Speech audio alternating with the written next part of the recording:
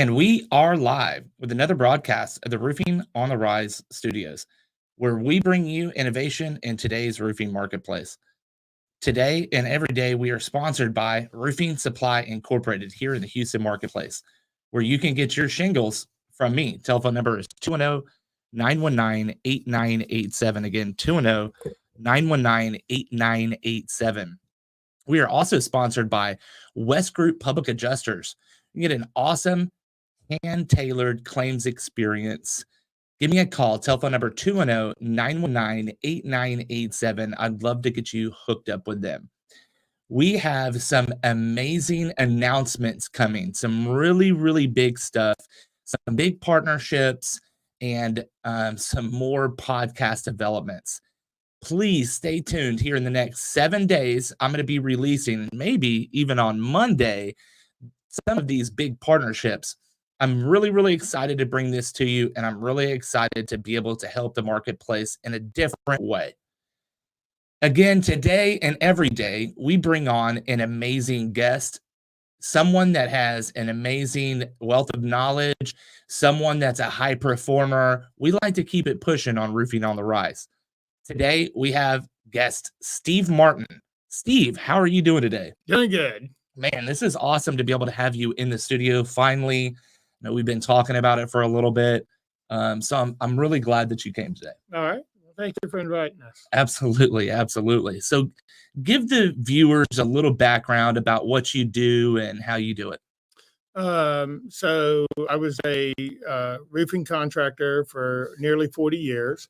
And we started to see problems rising in the marketplace by our customers not having the documentation to file warranty claims. And what we found is that over about a 4-year period, the customers would forget who put the roof on. They wouldn't even know the brand of products that they have. So we created the National Building Archives. Okay. And what it does is it holds all of the construction documents for the contractor for life of building. So if the contractor goes out of business, the building owner still has their documents. So that's pretty much the basis of the system. That's awesome. And how is that stored? So it's we have it when the contractor signs up. They have a portal that they go to, and the data that they are sending to us is encrypted in the software that they have. So as it goes through the line, it's already encrypted. When it gets to us, we store it on 3 servers all over the world in case we have a on one. We still have it backed up. So this is impenetrable to be scammed or taken or shut down. You couldn't get it any way. There's no way to get it. Does it transfer between building owners? It does. So that's the magic of it, is we own a patent that says that we have a marker that goes on the roof, goes on the electrical box with a GUID code. And if that building owner changes hands, and the new building owner wants the data, he has to sign up, get with us, prove he owns the building, and then he can retrieve all the information. So right now we're working with historical societies that have 100 years of data, and they want to do a massive data drop to us because they're spending 40% of their resources just trying to figure out who did what last time.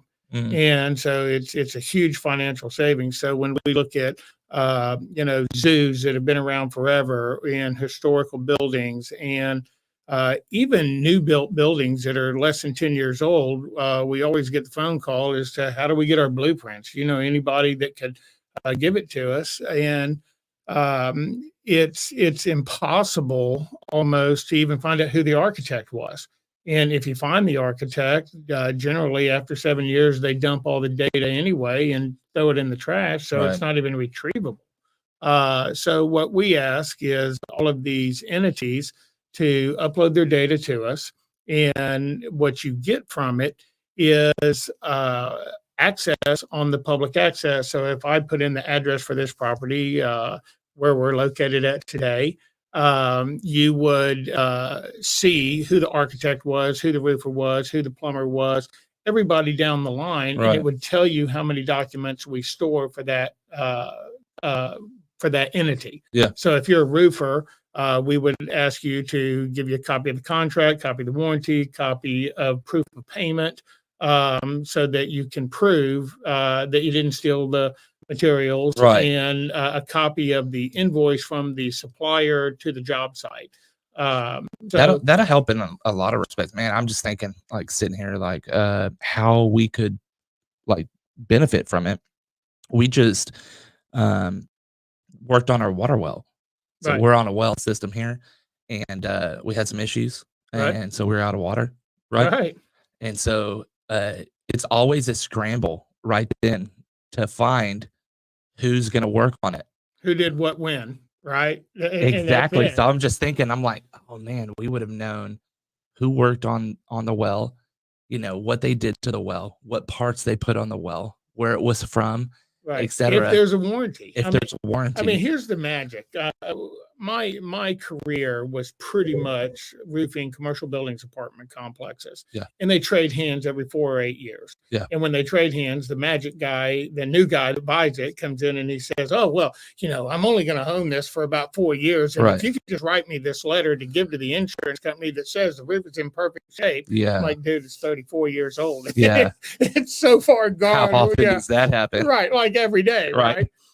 But then the flip side of it is the insurance companies, they're asking roofers, asking building owners to go out and get a roof inspection. Yeah. And the average guy in this business has only been in business for 3 years. Right. And he's going to be the guy that goes out there and determines how great your roofing system is. Okay. Well, he's got two options: either the money grab of saying, "Oh, the roof is totally shot and you need a brand new one today." And even though it's only 4 years old, how does he know the difference? Right. Yeah. Or he's going to give his buddy a solid and say, "Oh man, look here, I'm going to write this up for you. You're all good." Well, insurance companies aren't stupid. Right. And so what they want to do is they want the property owners to go out, get whatever the document is, and they have Google Earth, and other satellite imagery. They already know how old it is. They're just going to see what you know about it, right? So the bigger issue is that we see a lot of manufacturers that make very large fictitious claims on warrantability of these systems. We see people go out and say, "We're going to do a flat roof system that's going to last for 30 years against 3-inch hailstones, and how great we are." And so when we ask the question, is that how can it possibly last 30 years when there's not one in existence? So what's your magic? And the answer from the salesman is like, "Oh, well, we're just dumb." And it's like, you're not dumb. I mean, you're talking to somebody that understands the contracts of the warranties and all of this, and they all have their loopholes. Okay. So where we get today is 20 years ago, we started this cradle to grave thing. Yeah. And so leadership for energy efficient design was started so that they could say, we're going to take this product and it's going to, last forever. And so we're going to know that at the end of its life, it can be turned into something else. Right. And it's not true. Right. There's membranes that are nothing but industrial trash. And so about 10 years ago, we started seeing manufacturers come up with these amazing ways to make flat roof assemblies, but not one bit of it's recyclable. And so then the building codes got manipulated to the point where everything needs to be glued together like a layered cake, so that when you tear it off, it's more industrial trash, but then we have to start completely over. So insurance companies have been paying attention to what's going on in casualty loss. And about 2015 is when the contracting industry hit the gas pedal and said, we're going to change building codes. And we're going to say that the only way to do this is tear everything off all the way down to the bottom and start completely over every single time.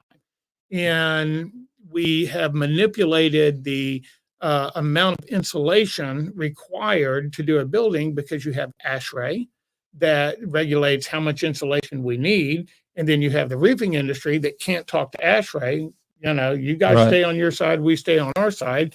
And ASHRAE now says we need 5.5 inches of insulation on the building to make it energy efficient. Well, if I've got a white roof that is supposed to be same temperature as outside air, call it 100 degrees, and we're trying to keep the inside of the building at 70 degrees.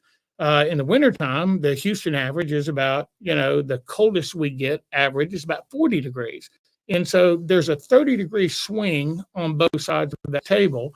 But if I go get a cup of McDonald's coffee, I've got a 1/16 of an inch of styrofoam, and coffee's so hot that it'll give you a 30-degree burn if you spill it on yourself. It's 180 degrees. And a 1/16 inch of styrofoam keeps me from burning my hand. So let's go look at the logic again of why I need 5.5 inches of insulation. That's kind of an overkill, right? Now that you put it in that respect, I guess. Right. So. Maybe we should make roof insulation out of McDonald's coffee cups. No right? shit. Yeah. So we know that this is over and above. When we sit down and we talk to building code people, and we talk to them about, how absurd this amount of insulation is. The official story that comes out is, well, the product that we make today isn't near as good as what we made yesterday. Right. So we're going to put more air into it and less product. So therefore, we can create these machines that will tell us, everything we need to know, but it's all pseudoscience, Right. So the bigger issue that we're seeing today is that in 2008, I was part of the city of Houston's white roof mandate for energy efficient buildings. Okay. And how are we going to make buildings more efficient? Yeah. And everybody jumped on the bandwagon. We're going to do everything out of LEED, and LEED's going to be the new standard. And LEED, CRC, Energy Star, all of these programs, ASTM, they're designed by manufacturers. They're never designed by common sense. Okay. Yeah. And so if we go out, in the city of Houston building code is we have to have 130 mile an hour wind ratings. Okay. So every assembly has to meet 130 mile an hour. But the manufacturers say, our products really aren't good after 55 miles an hour. And if you have a 55 mile an hour wind, it voids the warranty. So your 30-year, 3-inch hailstone warranty goes out the window as long as the wind speeds don't pass 55 miles an hour in a 3-second burst. Well, NOAA tracks all this information across the nation, and they track it in a 5-second burst. Because if it happened in a 5-second burst, it clearly happened in a 3-second burst. For those of you not tracking NOAA. Right. So what happens is in the city of Houston, we have those wind speeds hit ridiculous about 8 times a year. Right. Yeah. So there's no such thing as a factory warranty. Right. So when you ask the manufacturers, it's like, guys, we kind of know that this doesn't work. And they're like, well, there's a reason for that. And I'm like, it kills me. Like they come out with these different, I'm gonna term it something different because of legal reasons, but that's right. The undefined wind warranty. Right. I have an absolute wind warranty. Right. It doesn't happen. Like that shit does not exist. Right. So it's like it much definitely exists on paper.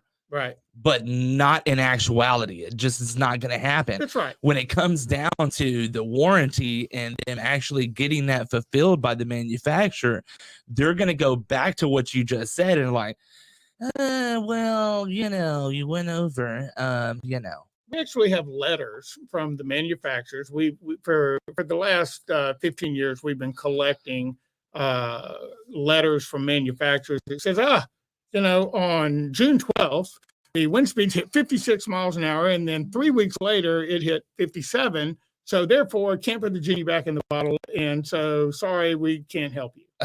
And I watched a big claim up in northern United States, up in the Michigan area, big job, and the owner wrote the plan as to how we're going to roof the building. They're going to say you're going to do this amount per day, and you're going to What? apply. Here? It was in Michigan. Oh, Michigan. And the guy that didn't get the job, it was a $10 million job, and the guy that didn't get it, crying to me, he's like, man, he goes, I'm so upset I didn't get this. I was like, dude, it's a year job. It's going to take you 1 year to get it done. You got to fight snow. You got to fight winter winds. You got to fight all that. I said, I'll take you to dinner and console you, but congratulate yourself that you didn't get it. Yeah. Right. So, of course, they got halfway done with the job, and all of the glues and adhesives and everything that they were doing, well, they don't set when it's 30 degrees outside. No. Right. And if they say, oh, well, this will work all the way down to, 34 degrees. You can apply it at 34, but it's not going to cure for next summer, right? I've applied in those. And real quick, you're kind of quickly scooting out of the frame. So if you scoot this way, there you go. There you go. I've installed in Connecticut and below, 30 degrees, know. And I advised the roofing company. I'm a country boy, right? But I read the package. So I'm like, well, you can install it if you want, but I just don't think that it's going to hold up.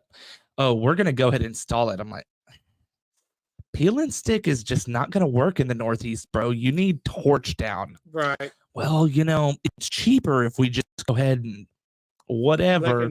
Next thing you know, 2 months later, when the first snow sets in, and this is a fucking flat roof, all the water seeping into every single one of those seams and leaking all over the equipment that's inside that's protecting it.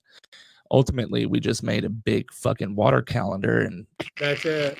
Well, that's what happened on that job, is that a big windstorm came in, blew the roof off, and that's when all the finger pointing started. Yeah. So the manufacturer walks in, and they're blaming the manufacturer, they're blaming the contractor, and fingers pointing back and forth, and the manufacturer said, man, that sucks. Yeah. Would you like to buy some more material? Right. And so, the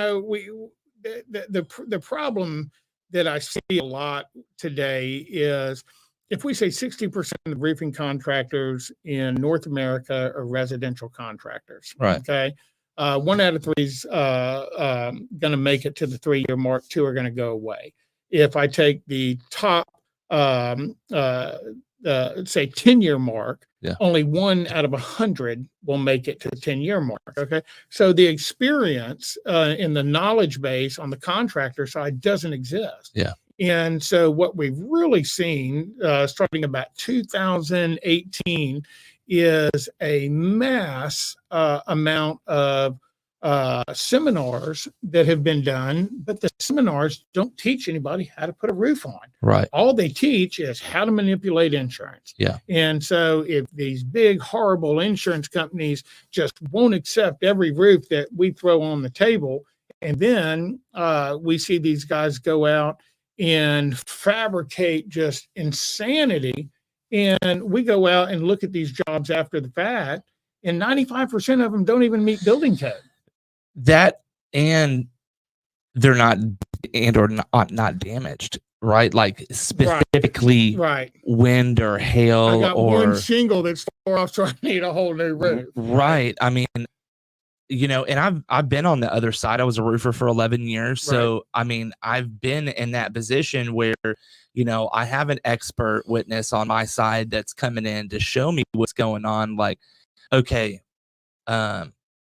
what exactly, like, I had this metal roof, it was great. I had this church, it was leaking, and it's leaking. There's a problem, right? So we're trying to find this issue, and I thought I knew what it was, right? But I didn't want to think that it was that issue, because I wanted it to be a claim, right?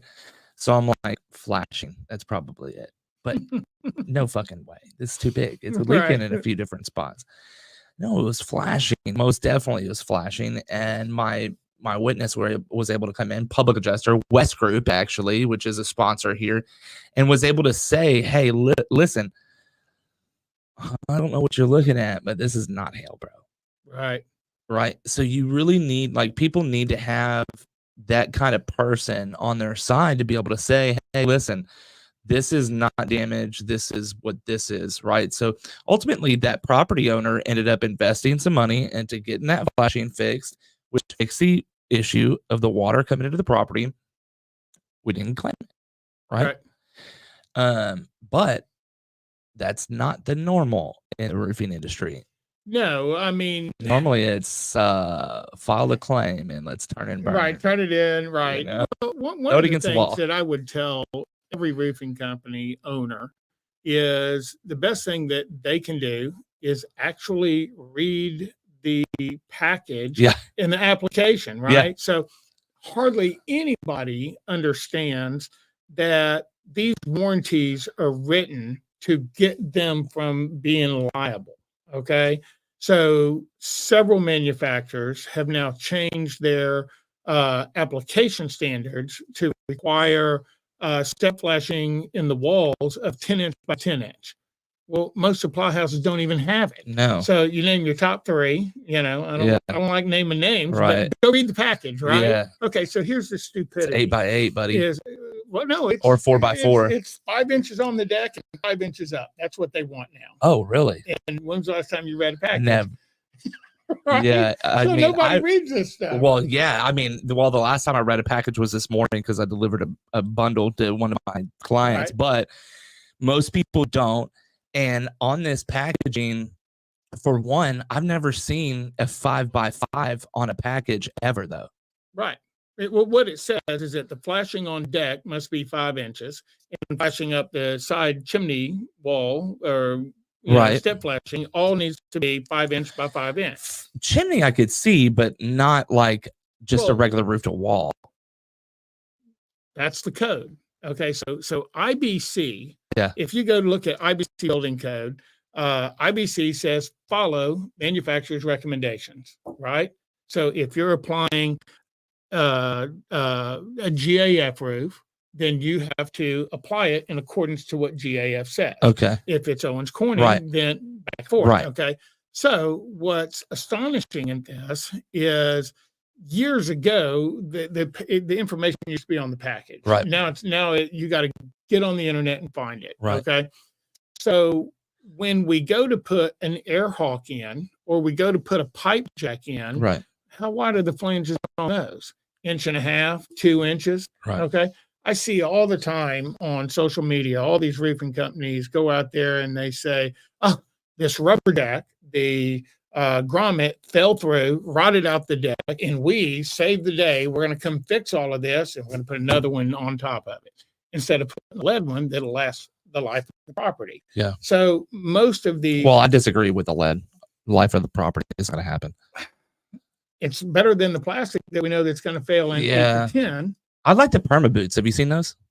No. Which one? Of I'll show you. I'll show you one before we leave. It's like a polymer plastic, right? And it fits over the top. Same type of and it's got a premise. Huge wide flange. Yes, huge. Yeah, right. And that's the thing, because these older plastic ones, as they get older, the plasticizer migration of it, they start to curl up. Right. And then causes a problem. If you have an oak tree that's got seed pods and everything else, or pine trees, they'll back up behind it and roof leak. There's one brand of air hawk that they've never changed the design ever, and they always leak where they apply them together. No, I'm just kidding. Lamenco's freaking amazing. We haven't had that issue. You know, I talked to... I just say that because Lamenco has that look, and it's always had that look. It's the same look, and you always. Gotta caulk the joint, at about the 10-year mark to keep it from leaking. You are right. But, I mean, when you're using a metal vent, I don't know of, besides the O'Hagan, I don't know of one vent that wouldn't need it besides, say, a power attic vent or something like that. But you're talking about a static vent. Well, it depends on the location of the vent. Okay. So let's say that I have a pipe boot that's at the bottom of the roof. Yeah. And I've got 40 feet of shingles above it. Yeah. So when water hits a roof, it stacks. Yeah. Okay.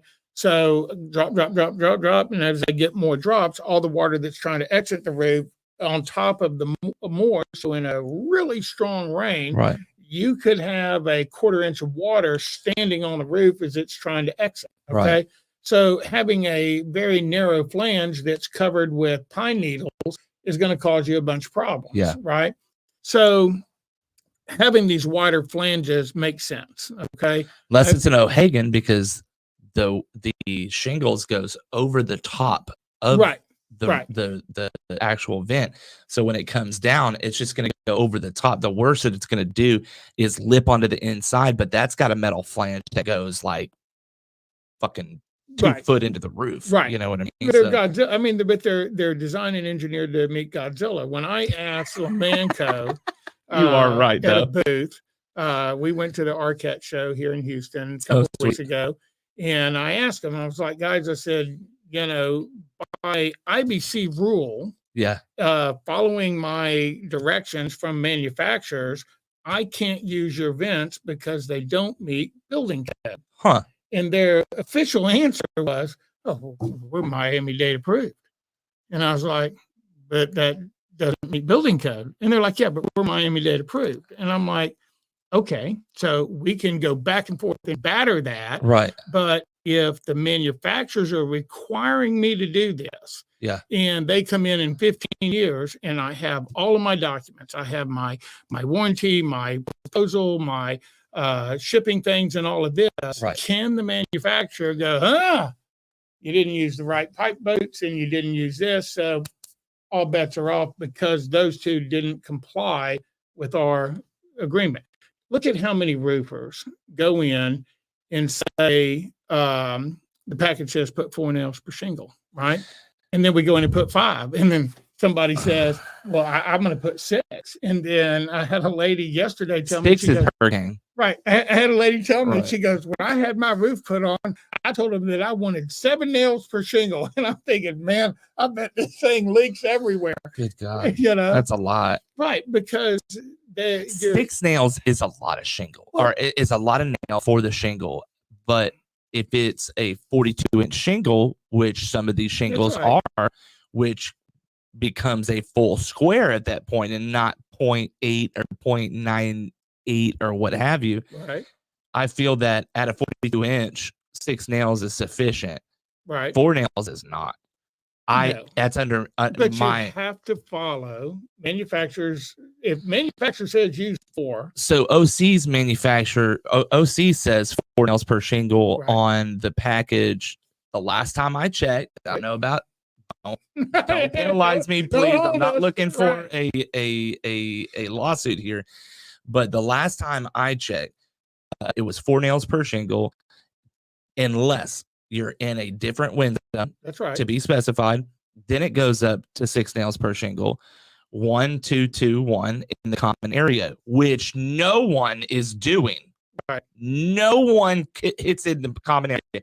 And whenever I go out to a roofing client and we are looking at different shingles, which happens quite often. Right.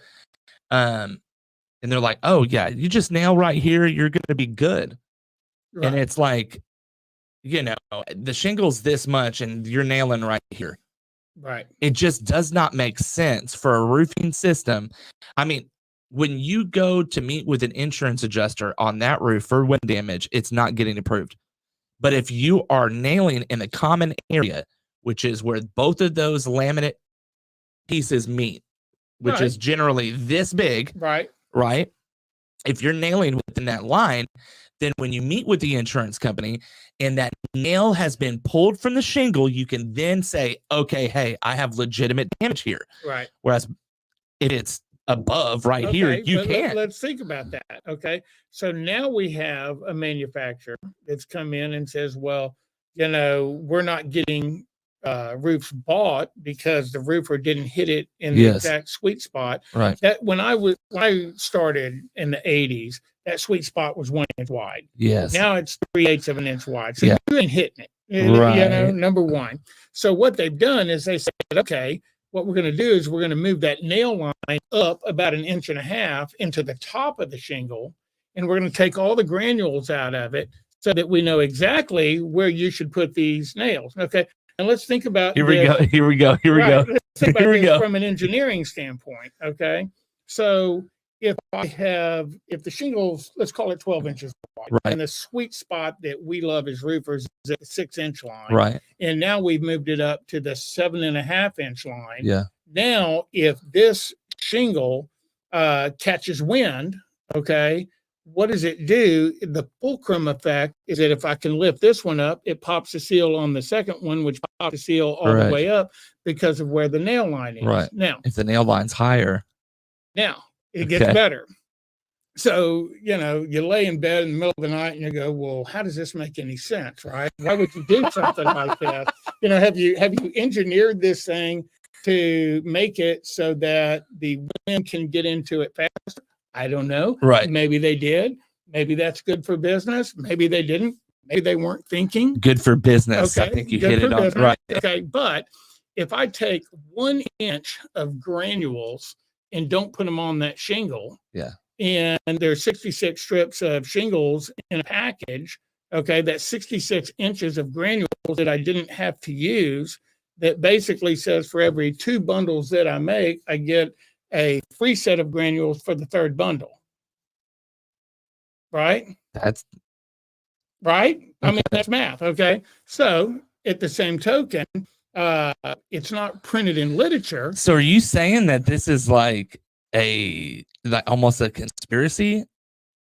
I would say that from an engineering standpoint, they have MBA'd these things to death, and so let's look at the fact that if you take any shingles brand, okay, Yeah. and you hold it sideways and you look at it, you can't tell me where the bottom of the granules stop and the bottom of the shingles meet the granule. You can't even see it. So it's so thin, it's only got one side. So let's take a shingle and put it in frozen ice water. Let's get it cold. And then you take it out and you start picking granules off. All right. So if you pick the granules, how thick is the waterproofing on that shingle? I mean, you'd really have to measure it with a micrometer. Right. Okay. So it's so thin that when we look at asphalt and we take a bucket right here and we put asphalt into it and we heat it up and we cook it. Right. How long can we cook that before it's just carbon left? Right. So if I have a super thin layer, yeah. How much oil is inside of there? So we know that they have reduced the weights of shingles by 20% in the last decade. Yeah. So when elk went out of business, that was pretty much the end of the line of any control because elk made a very great product. I still have an elk roof on my house that was put in 1995, and it's still working today because it had mass. Okay. So if we look at the nail guns that we use, they all have a 3/8 inch head on it. Okay. Right. And those were designed to go into a shingle that had a minimum of 220-pound weight for 3 tabs at the time, and 240-pound shingles in the first architectural line. Okay. Your Timberlines, your Prestige 2s, and all that. Okay. So today, if we have reduced the mass by 20%, then those nail heads aren't big enough. Okay. So the nail heads on every nail gun should be 1/2 inch around to compensate for the less mass, because when I'm shooting it, it's like if I take tissue paper and I go out there and I try to nail tissue paper, it's going to go right through it. Well, that's what's happening in a lot of these cases, is that we're overshooting these nails because are you roofers fucking listening here? Because right. I'm starting to put some pieces of the puzzle together. I don't know if you are. Right. So I'm a business development guy. Yeah. Okay. So I've worked for a lot of companies. I go in and I design, I take their products, I look at it, and I'm like, guys, it would be much better if we did it this way. How many nail gun companies out there that could position themselves into a great place to say, hey, we now make coil nails that have 1/2 inch heads on them. I know 2 companies right now that if you're listening, this is probably going to be the best thing for you: Prime Time and Stinger. So Right. you two, all I want is 2%. That's it. Right. I just want 2%, a tiny piece, please. you know. but I mean, these are common sense things that, because this industry is so filled with guys that are only focused on insurance. Walking out of the frame again. Oh, sorry. Okay. The guys that are only focused on insurance, they're not paying attention to the detail. Now, here's something that's really going to just whack your head: is we know that ventilation on roofs is 300 to 1. Okay, so the asphalt manufacturers. Who's this coming from, though? Well, we're going to tell the story. Okay. And then we'll figure out where this comes from. Okay. So I went on a quest about a decade ago to find out where the heck this rule came from. Yeah. Right. And nobody can tell me. I mean, you go to the top ventilation guys and say, hey, how do you know this? It's always been. Right. You go to the shingle manufacturers, say, hey, Bob, you've been here since you were 13 years old. Sweeping as long as I can remember, it was 300 to 1. Yeah. Right. And then they say, well, it's really hot. It should be 150 to 1. Right. Okay. So every manufacturer's warranty says that if you don't meet ventilation code, that's our get out of jail free. 100%. Because you burnt shingle up. So I found out. But we're not fucking engineers. Right. Of course, well, you're not. And obviously the shingle manufacturers aren't either. Right. Because they can't even answer the question. Right. So here's the answer, is that it goes all the way back to 1963 when they were trying to figure out what should be included in a FHA loan. It was called something else before FHA. But so to get these loans, they went to all the construction guys. What do you think you should have? Well, I think you should have a 220 wall plug for somebody that wanted to put air conditioning in. And I think you got to have gutters. And the tree guy said, well, every house should have 2 trees in the front yard because you have a house, you need trees, right? Man. They went to the roofing industry, and the roofing industry said, we got wood shingle, right? And they're all 412s pitch, plain simple stuff. And so they said, let's figure out how to get the humidity out. And so we'll create this algorithm that says that if a wood shingle gets wet, and we have these whirlybirds up there, that it will expel out all the ventilation. So that's why you had big gable vents and things like that. So that's all we had. But here's the thing, though, is that this rule, right, regardless of where it came from, right, even if we follow this rule, still didn't work. Here's why. Yeah. And we're about to blow the fucking lid off this one for you roofers that do not understand ventilation that well. And this is not a shot against you because you don't understand it. It's ignorance at best because you don't understand it. So we're going to explain this for you right now. I'm not an expert. I have been looking into it, though, so I know a little bit about it, and I got an expert with me. I have spoke to Toner Home Matters. Okay. And here's the big thing. Doesn't matter who you spoke to, where it comes from, whatever. Talk about a roof. Okay. All right. You're looking at a roof. So we look at a roof today. You got gable. You got a gable. Right. But what happens on the inside of the house if you have a vaulted roof? You have a vaulted ceilings. No ventilation. No fucking ventilation. So it doesn't matter where you put the vent in the roof if you're not sticking it in the right spot. If it's a vaulted ceiling, which means you only have like 6 inches, 8 inches, right? 2 by 8, right. So you have an 8-inch spot of where air can flow up through the roof in between each joist. Right. So even if you have your it could be a power attic vent. You could put a fucking attic breeze up there, a 45 watt if you want. It doesn't matter. Right. If it's in between those two, all your ventilating is that section. That's it. Well, let's look at it like this, because this is a design flaw issue where we have architects. We love you, architects. Love you. Okay. But a lot of times they're good for drawing pretty pictures. Yeah. Okay. And they don't understand Planck's law of physics. Yeah. Okay. So Planck's law of physics deals with black box radiation. Okay, so if I go out to the West Coast, all the manufacturers will pick all of these bloggers that live on the Pacific Coast and say how beautiful black roofs are. You know, they're just the most amazing thing on the planet. Shit. We just love our black roofs. Okay. And to get beauty and security and the great warm feeling, let's just do black or gray. Okay. So those are the cheapest roofs to make because you don't have to buy any coloring. Okay.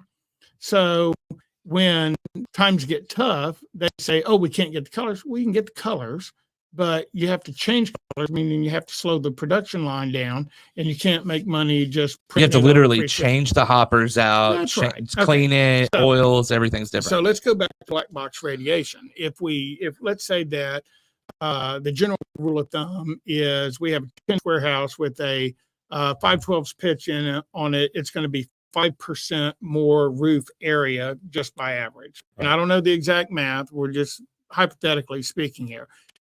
If it's a 12 roof, now I've got to add 1.45 percent. So I have increased the solar intake on that building immensely. Yeah. I mean, I'm a third more shingles for it. Okay. So that roof, that 300 to 1 doesn't work anymore. Okay. Because you've got a third more roof area that is absorbing heat. And so the heat that's at the top of that roof trying to get out of the ridge vent, it could be 230, 240 degrees. Right. Okay.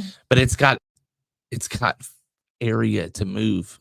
It's got area to move. But here's what. So let's say the heat. It's still getting worse. Okay. We're not done with the nightmare here. Okay. So everybody loves their synthetic underlayment, right? Okay. Sure. Okay. Has anybody ever looked at what the requirement is? Check the comments here and make sure. So cancel him. ASTM standard says that we're going to heat the underlayment up to 220 degrees. Yeah. And we're going to heat it up for 5 hours. And if it works for 5 hours, it's got to be good. Right. Okay. So what if you heated it up to that 5 hours every single day? Does it still work? Okay. So what happens is we tested it. We went and threw it in an oven and tested it and did 5 hours at a cycle, cool it down, 5 hours, let it go, and it starts to shrink. So as it shrinks, it tears itself around all the nails. What has this to do with color?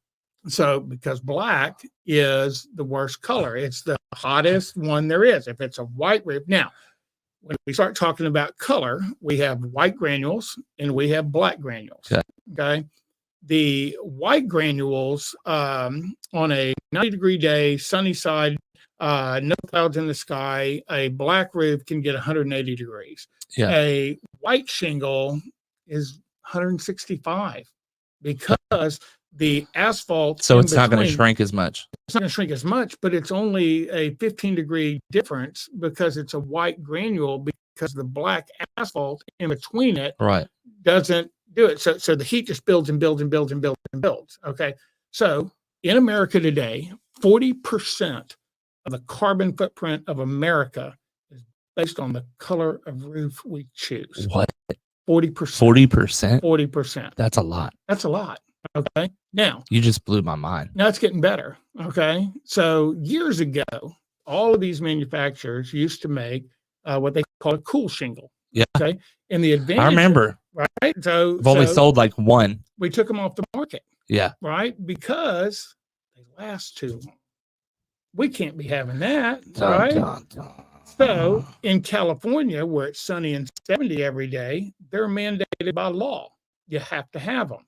So where you don't need the energy efficiency, where you don't have the super. I mean, there's still cool series roofs out there. Find me one. Go. I want to buy 100 truckloads tomorrow. Put them in your yard. I'll sell every one.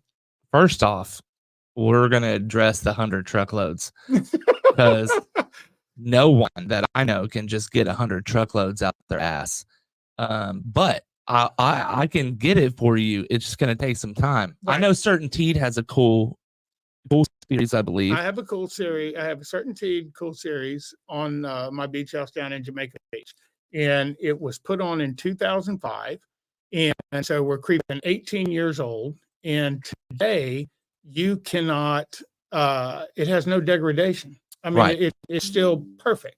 Okay. So 17, 18 years down the road, when everybody else's roof is falling off into the front yard and all the granules are gone, Yeah. mine's still working perfectly. Will it last another 13, 14 years? Yeah, probably. Yeah. Okay. But the magic of these roofs were that they would not absorb the heat. They would expel it and Right. not allow it to build. Right. Okay. So we went, thus saving on energy. so here's what a lot of people in Texas don't know is our governor took $10 billion and he gave it to a group of guys and said, because of the freeze, when everything went south, he said, we're going to build this network of natural gas powered generators. And if we ever have to turn it on, we're great, right? So we just went through the hottest summer in recorded history, but we didn't hit our power max, right? Because 30% of the energy in Texas is renewable energy. Right. People are investing in renewable energy more than they're investing in burning fossil Speaking fuel. of, if you were to walk out this door Right. here, there is a mock-up of the Tesla solar roof, which I don't know of Okay. any manufacturer or distributor that has the mock-up here. Anyway, Okay. renewable. Right. So watch this. So now they passed that law in like February. Yeah. I don't know the exact date. And then during spring break, when nobody was paying attention, the Public Utilities Commission came in and passed a rule that says, hey, if we ever have to turn that on, then we get to charge a 10 cent per kilowatt surcharge on top of your normal bill. So if you're paying 12 cents a kilowatt next summer, you're going to pay 22. So your electric bill doubled. Wow. Okay. So when do you think it would be a great time for us to go sit down with roofing manufacturers and say, you know what, guys, we got a massive problem that's getting ready to hit everybody. And so when I go sit down with all the apartment owners, I'm like, guys, when would you like to start worrying about energy efficiency, knowing that your electric bills are your tenants' responsibility? Right. And they're going to decide, do I pay the electric bill or do I pay the rent? Okay. Because these are our choices, right? So I go in. Because you're talking about almost doubling an electric bill. Right, right. So a lot of these guys are like, well, it doesn't matter to me. I'm like, well, it's going to matter when they can't pay the rent. Yeah. Right. So as I went and talked to the network of apartment owners, I was like, if I can get a manufacturer to bring cool shingles into the Texas market, would you spend the extra money? Now, here's what I did when I found out from 3M, talking to GAF Solar. We had this conversation because they have their solar panels on a black shingle, right? And so when I'm talking to these guys, I'm like, guys, wouldn't it make more sense for you to say, hey, we're going to create the energy, but we're going to give you an energy efficient roof so that you actually get savings instead of just creating energy to compensate for the black roof? Right. And you would have thought that, you know, I brought a huge snake out of the ground and threw it on top of them. Well, they're the stepchild of GAF. You got to understand. Well, but so here's what GAF energy. It's different. They're not. You know what I mean? Right. No, granted. But we have the GAF booth and GAF. They're all in the same booth. So we have the shingle guys, and I'm now known as the guy. They're like, oh God, here he comes. Right. So the question is that black shingles cause problems. They don't last as long. They burn up the asphalt. They create huge energy problems. So at what point do we put the planet over profits? Okay. Because when everybody's electric bills go high, just like in Florida, Duke Energy owns the entire state. Right. And last May, I think it was, they sent out a notice to everybody in the state of Florida and said, by the way, your electric bill is going up 40% next year. You don't like it, you can move. Okay. And so everybody's in panic mode. So one of the things that we learned when we did the Code Council back in 2008 for City of Houston was that it is a much better investment to invest in energy savings than it is to invest in making energy for an inefficient building. Okay. Mm, So if I go in and I look at all these guys that want to be in solar right Yeah. now, because that's the new buzzword. everybody. Okay? Everybody says I want to be a solar panel installer. I can't get certain people to shut up about solar, and they Right. really don't even understand it. They don't. They don't. And we looked at it for Some solar companies don't even fucking understand it. Well, what happened to It's ADT? crazy. Yeah. What Oh happened to yeah. ADT? Oh Why, yeah. why did they implode? Okay, they're the biggest out there. They're making the most Yep. profit. They're making Godzilla money. But they don't know what they're doing with solar. They're a completely different entity. ADT did security. Right. Like, and then you're just gonna jump into renewable energy? Like, Well, come on, man. If I could get and part of what MBA does is I'm no longer a contractor. I'm the guy that supports the contractors. Okay. National Building Archives, National Building NBA. Archives. We're trying to get you better educated. Yeah. Okay. About roof assemblies, siding assemblies. I mean, which is the better, hardy plank or LP smart siding? Okay. Depends upon the building. But I like hardy. That's my take. We'll leave it there. Okay. Okay. But there's a positive and a negative to both sides. Yes. And I felt one way, and after running it through the lab, I was totally shocked in the results that we got. Really? Okay. And so we learned, right? And that's what it is that you test it and you learn. You don't take a manufacturer's rule and say, this is the only way it can be, because you have to look at the whole project. Okay. Yeah. It's like windows. Okay. We all know that we can get windows made from anybody. Right. Every supplier's got their own brand, right? Yeah. Okay. Except for us, we don't do windows, so watch Right. out. Don't try to order a window from me. You're not going to get it. But it's the window quality is only as good as the swiggle strip between the two panes of glass. And if you use a really cheap one, then all the argon gas is going to leak out in 10 years. Right. If you use a really good one that's also cost more money, then they last about 25 years. Yeah. Okay. But only a couple of brands make them so that you can remove the glass, order a new glass piece, and go on down the road. Anderson windows. Okay.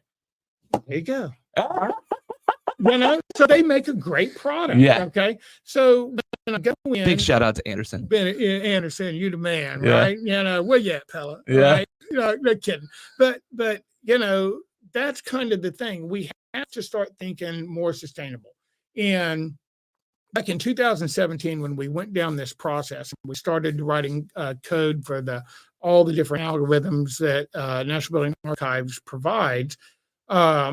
We saw at that time that the construction workforce in America all flew back to 2005 when they started E-Verify. Okay.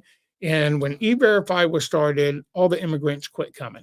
Right. Okay. So we see all these politicians get on TV and say these illegals. Well, great. My son, 20 years old, is not going to go get on a roof.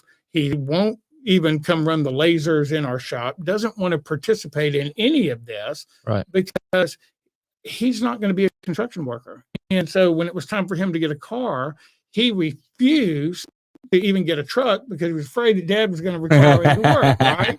Okay. So that's a smart kid, dude. Right? You got a nice little Camaro. It's a cool car. Hey, you cannot knock the kid because he's smart and he's yours. Right. He got it figured out. So that being said, the average construction worker in America today is between 40 and 55 years old. Go to a construction site. That's the average. There's a few youngsters, okay?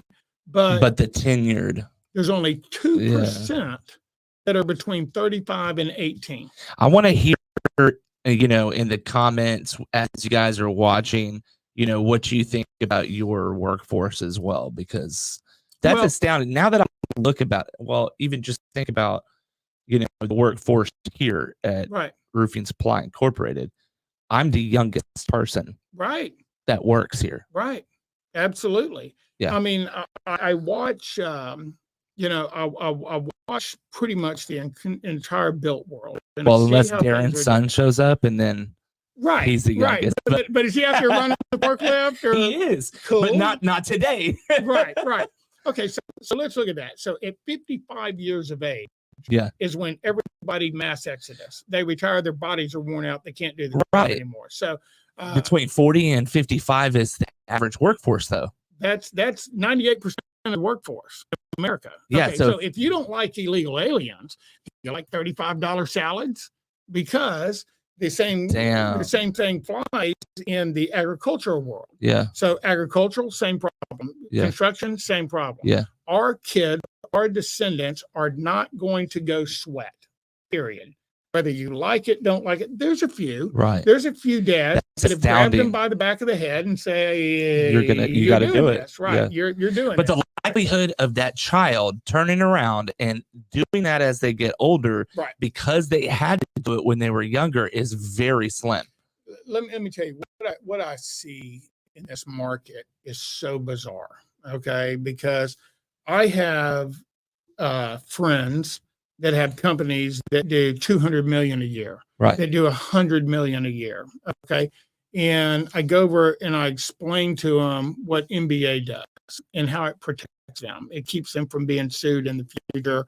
It gives their clients something. It helps them build a book of business. Right. Okay. At my age, I get called constantly by all the headhunters, and they say, what's your book of business that you can bring to our client? Our client just wants to know how big your book is so that we can pilfer through all of that and take all of those from any company that you can steal them from and give them to us, because we are desperate for business. Okay. So, and I laugh, right? Right. Because if you have built a company of $200 million a year, and you think you're going to make it to the $1 billion club, that's everybody wants to meet Cinemark, right? Right. We're going to go ahead of Cinemark. You're never going to beat them, right? Yeah. Because you don't know how to do the job.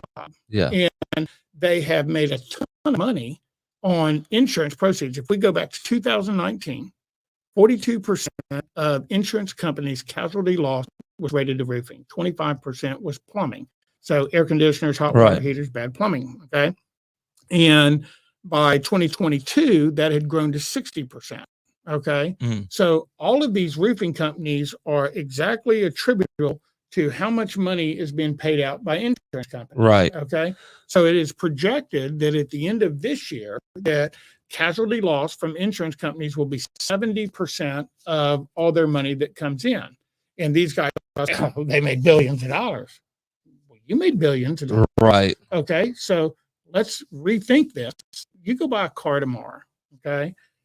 And when you leave that dealership, they're going to give you a copy of the warranty. Right. They're going to give you a copy of the tire warranty. They're going to give you a copy of every aspect of everything that happened in that transaction. That way they can wipe their hands and say, we gave it to you. Yeah. How many roofers do the same thing for their clients? I don't know, but maybe one or two, really. I mean, that you know of. And who's actually registering the warranties? Nobody. That's the real question. Right. So what we do is, when you register with the National Building Archives, we take the phone number down, phone number, address, email of that building owner, and we allow that contractor to send 2 scheduled maintenance requests to them to do it. Now, if you go read any manufacturer's warranty, it says you got to inspect it yearly, right? If you read a flat roof warranty, it says got to inspect it yearly to make sure that there's no ponding water details, right? And nobody pays attention to that. Okay. If I do a $400,000 roof for somebody, and I call them up and say, as part of my contract for the warranty, is you have to do the scheduled maintenance. And that scheduled maintenance is 1.5% of contract per year indefinitely. Okay. So as long as you're paying me $6,000 a year, I'm going to come out to your complex. I'm going to clean up the gutters. I'm going to repaint the pipe boots. I'm going to look for pop nail heads. I'm going to clean the valleys, clean the gutters, make sure everything's functioning properly. See you next year. Right. Okay. And a lot of people are like, they don't want that business. Well, I'll take it. Why not? I'll take it. Right. Yeah. Because then you're in both service and your November through February business is now so busy. Yeah. That all of your crews never have time off. Yeah. And right now, all the crews are dead. They're all calling and crying. And if they were going back looking at everything that they roofed the year before. Think about these guys that do $200 million a year who tell me my baby's ugly. And I'm like, dude, your baby is so, you got hair growing out here, right? Because they don't think about the business that they're leaving on the table. Yeah. So let's say that these guys. Well, some people leave it up like they say that they're going to do the yearly maintenance as a part of their contract, but then they never actually do it ever. Right. But now here's the big problem. Last April, Fannie Mae, largest mortgage lender in the nation, came in and passed a rule that says if the manufacturer says look at it every year, you have to prove it. You have to prove as the building owner that you had the air conditioner looked at. Oh yeah, they did. You didn't think the National Building Archive was just sitting there that is a choice, right? So now you need a third party partner. So they don't trust the building owner to hold the record because he could sell the property and everything gets thrown away. Right? They don't trust the manufacturer because the manufacturer says, oh, we're holding all the data in case y'all need it. We'll hold it over here for you, right? Yeah. The contractor, only 1 out of 100 is going to make it 10 years. Right. 1 out of 3 is going to, there's maybe a plumber in 10 years. That's right. So the advantage for all of these guys filing all of these documents with our National Building Archives is that when you decide to exit the business, okay, you don't want to do this anymore, okay, you call me up and say, I want to sell all of my connections, all 250,000 connections that I have, and you may not find anybody big enough to buy them all, but you can break them apart based on state and geographical location because that book of business is key. Now, I've got one roof coating manufacturer that came to our tables and they've been around for amount of time. Right. Okay. And now it's time for the second bite of apple. Right. So it's time for recoats. 10-year recoats are coming up. And they find out that a good 2/3 of their contractors have gone out of business. Okay. Wow. So who gets the recoat? Now think about it as an insurance company. You come out and you put a coating on the roof. What chemistry is it? Whose chemistry? Is it Gecko? Is it because some of that stuff doesn't adhere. You have to do a pull test. Unless you knew exactly who the manufacturer was. Okay, you may just be on something. Okay, right. So if I know exactly who the manufacturer is, okay, then as a building owner, I go to my electrical box. But this sounds super fucking complicated. How do I, as a building owner or the next building owner, how do I get all this info? How do I know? Because the mortgage companies are now requiring you to do your yearly maintenance. Yeah, but if they say, well, where's it at? The first thing that they're going to do is a mortgage lender. They're going to say, okay, well, you've already got a tag on it from National Building Archives. Okay, boom. So there's a tag. Where's the tag located? Electrical box and on the rooftop. Okay, underneath the drip edge. Where's it going to be? So on the rooftop, it is a QR code or what is it? QR code. Okay. So my patent says can't put a QR code, barcode, website, or phone number for third-party construction information. Okay. So I own it, right? You're not getting away with that one. Right? I like that shit. I love that. Well, the largest roofing manufacturer in the nation hired a Beijing law firm to try to crush me to keep me from getting the patent, and they lost. So they know exactly who I am and what I'm doing. But for the built world, this is a better solution because if I have a coating on a roof and I don't know what the chemistry is, what is the expense to the insurance company to resolve the problem? What is the expense to the building owner to resolve the problem? They have to replace it. Either that or you have to screw a DINS deck on top of it and recoat again, right? Okay, but the way they've manipulated building code, they say, oh, nope, got to tear it all the way off to the bottom and start over. Right? Well, you put the DINS deck on, that no longer meets building code. Okay, but if all right, hold on. I'm trying to be the devil's advocate over here, right? Okay. So, like, let's say you tear. Wait, no, you are right.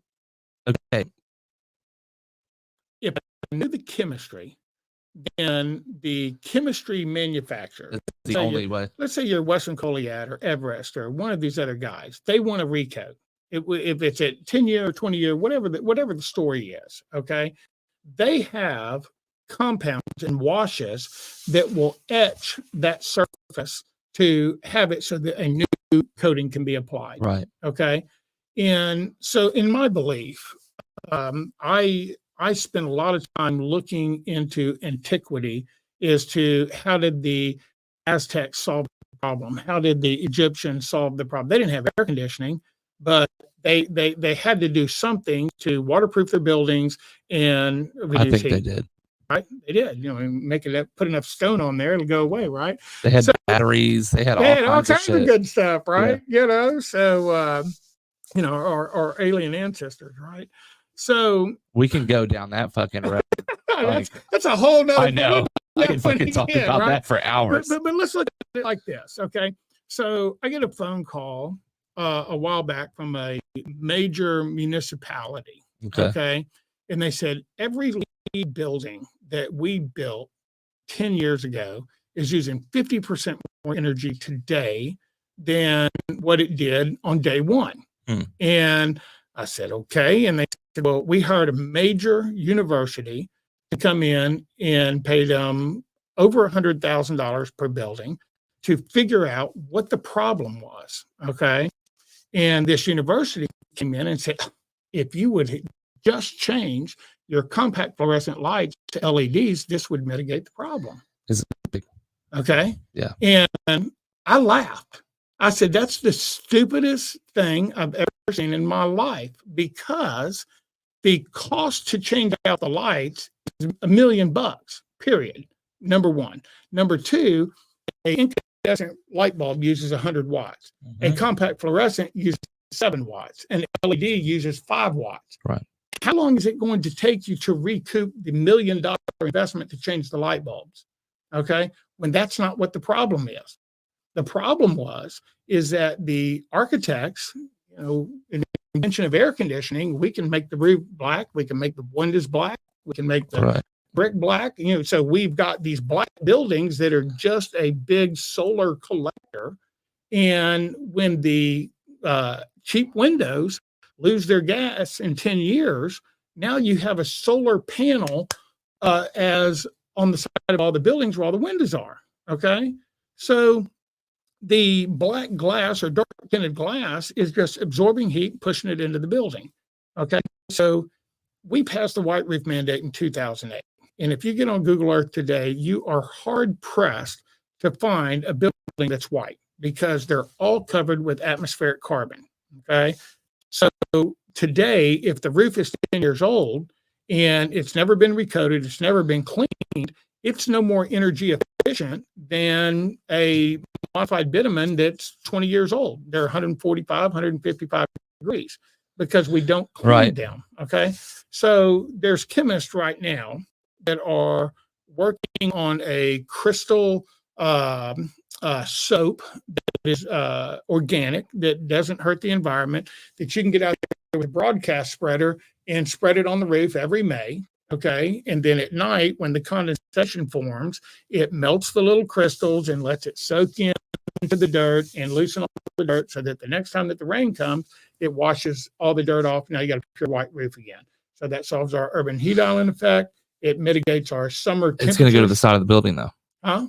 I mean, it's going to run on the side of the building. It's going to go down the gutters. Right. Down drain, but it's organic. It's not a volatile chemical that's bad for the environment. Okay, but the issue was the electricity, the heat in the building. Right. So it was roof, it was windows, and but you said if they changed it to LED, that's their proposal, that everything would change. Right.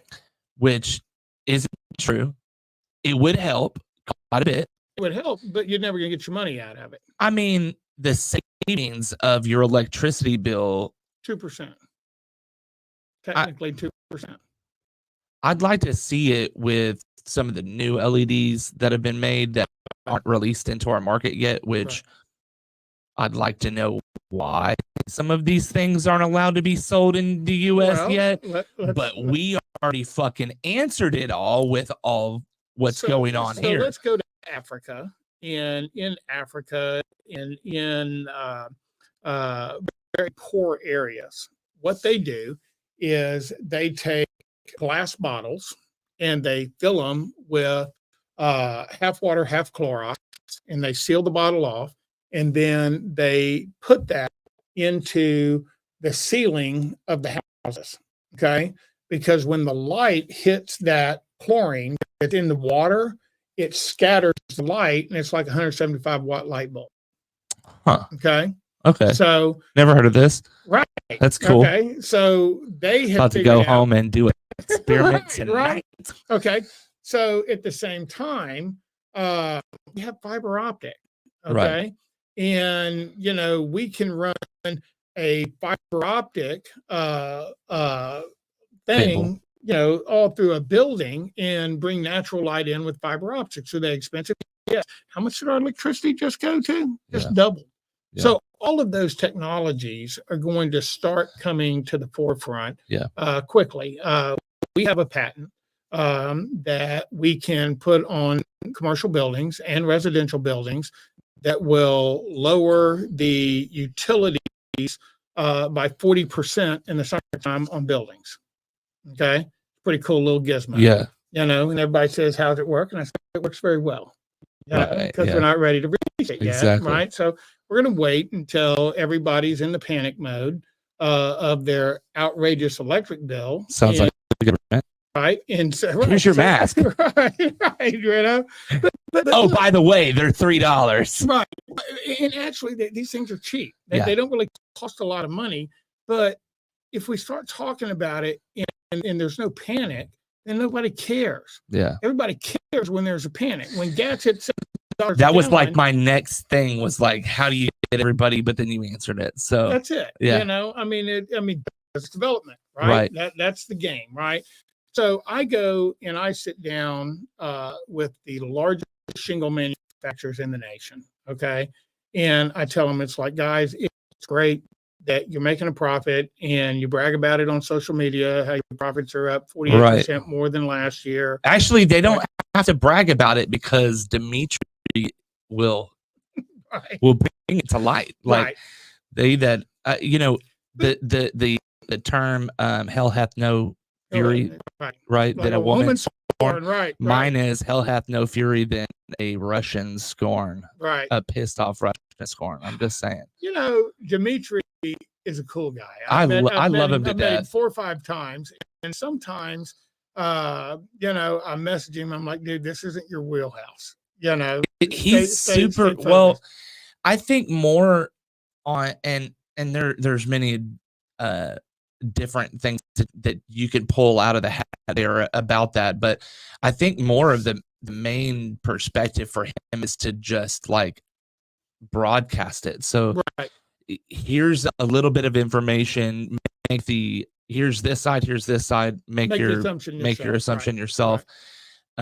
With the help of a whole lot of clickbait, right? At the same time, though, there's a lot of things that I feel should have more education behind it.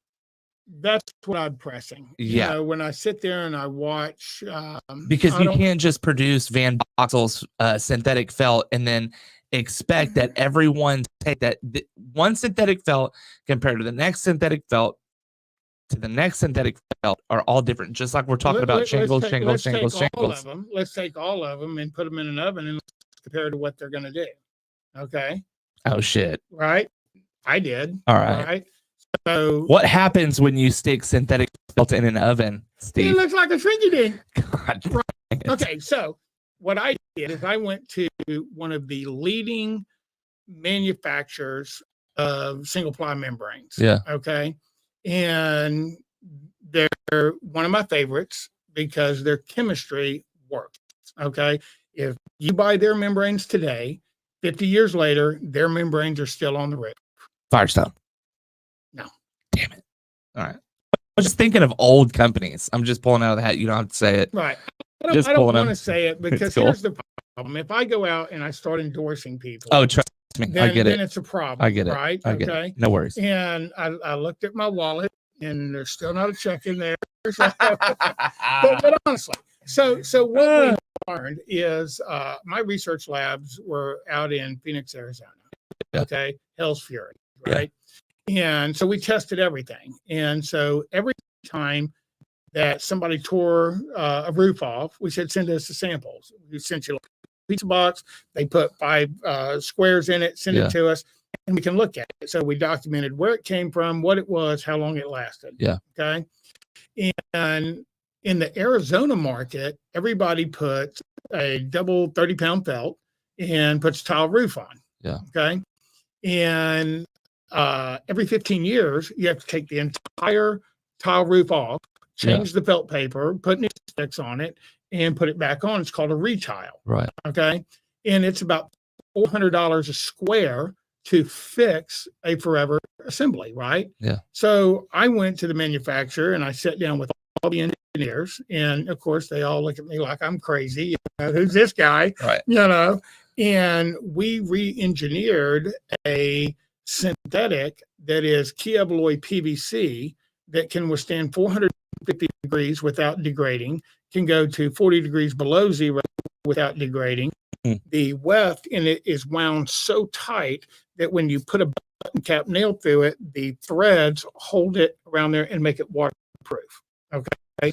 So you put this membrane down, $45 a square is what it ended up costing, but you never changed the tile again. 45 from the manufacturer or 45 from the distributor? That was what our cost was to buy it from them. Okay. So it's about half the price of a flat roof membrane. Okay. And it was bright orange in color so that when we rolled it out on the roof, everybody driving by, like, oh, what is that? What's that? Right. Okay. So interestingly enough, we developed that in 2017. And by 2019, I was no longer with that company. Yep. And so they had the ability to carry on and do with it whatever they want. And they didn't have the sales team that was strong enough to keep this thing going. Yeah. So now the manufacturer's coming back and they're like, we had this really great thing going and, should we reintroduce it? Yeah. And it's like, not if your salesmen aren't going to be, proactive in this. I said, we have people calling us saying, hey, I'd like to buy some. Where do I get it? And, you got to buy a couple of semi loads of it to do it. But if you put that on a residential roof, okay, if you look at all of your ice and water shields or high temp, your Tamco high temps and all that, it's still oil based. Okay. Yeah. And this stuff at, 450 degrees, there's no liquids in the compound, so there's nothing to degrade. What kills TPOs and PVCs and all this is the liquid plasticizers. So what's the cheapest way that I can make it? And knowing that I don't have to give a warranty because I'm going to find a defect in there that keeps me from ever having to pay a warranty, we can make whatever junk we want. That's kind of the mindset. Okay. It's not the official position that they would tell you, but that's where it is. Right. So if you have car manufacturers going to do the same shit. Right. Curtis-Mathis conundrum is what I call it. Right. Curtis-Mathis made the best TVs in the world. They use 97% silver solder in everything that they put together, where everybody else uses 97% tin. So that the parts get hot, they lose a connection, it sparks out, you got to buy a new TV. Yeah. Curtis-Mathis did it the opposite. Said these are the best TVs on the face of the planet, last forever, but nobody ever needed another one. Yeah. So let's go back to the labor. Okay. If everybody retires at 55 years old and the average guy is between 40 and 55 and everybody's complaining right now that I can't find crews, you think that's going to get better? You think that's going to get worse? Worse. It's going to get way worse. Okay. So what I see coming is there is a group of manufacturers that went together and created a labor network. Okay. So every crew that is looking for work has joined this labor network, right? And you as a contractor here. There's a hailstorm in Kansas City, Missouri. Great. Okay. So you get your truck, you haul your ass up there, you get on this network, and you say, I need 27 crews to do shingles because I have all these roofs that need to be done. Right. Boom, boom, done. Okay. So you also got to remember that all of these manufacturers are also in competition with the roofers. Okay. Because they have house accounts. Okay. So if a big box retailer needs a new roof, they say, buy from us direct and we'll get you a crew because we got this whole crew network that we've developed. So what do they need a roofing contractor for? Okay. Now, what I know is that a lot of these manufacturers, their sales reps, they don't know anything about roofing.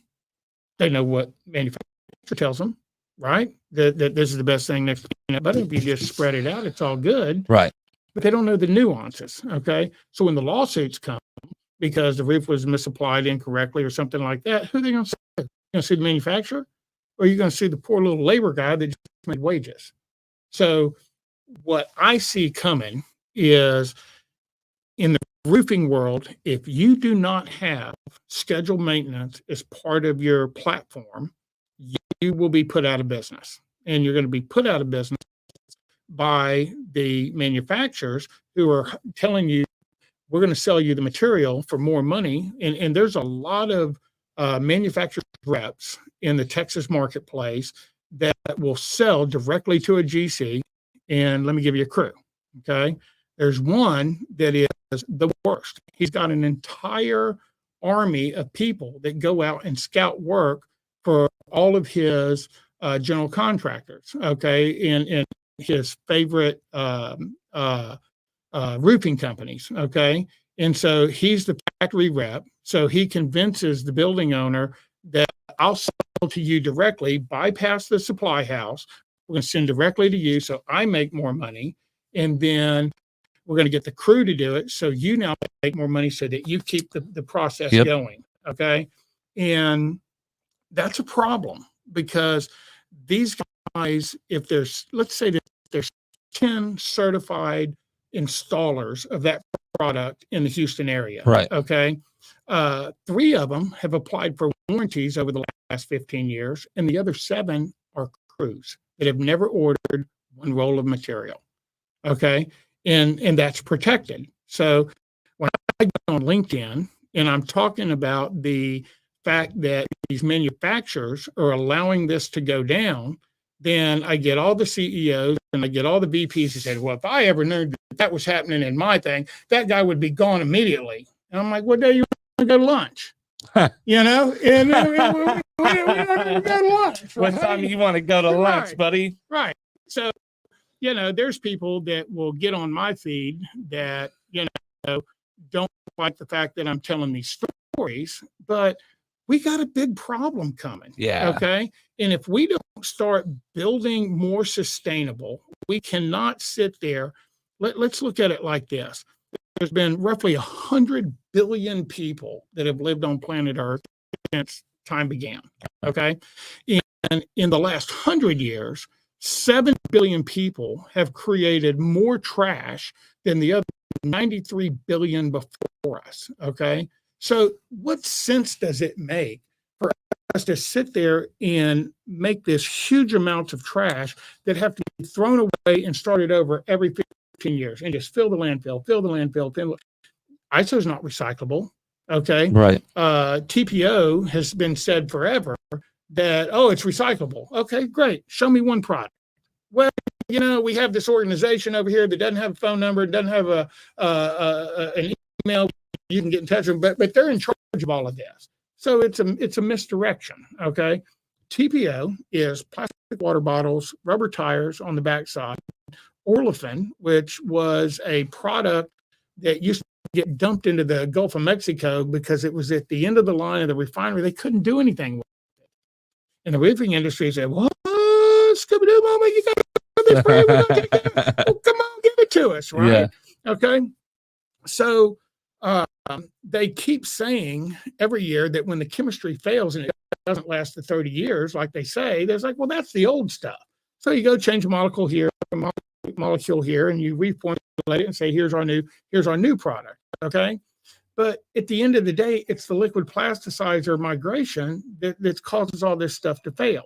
Okay. Yeah. So if we make better products, then we can have the fight over who's doing new construction. Yeah. That's going to be the next 5 years is who's doing the new construction and who's doing the scheduled maintenance. Okay. Because if you're not doing scheduled maintenance, there's not going to be as much re-roofing as all of this stuff. You're not going to be able to continue to sell black shingles in North America when carbon taxes hit. Okay.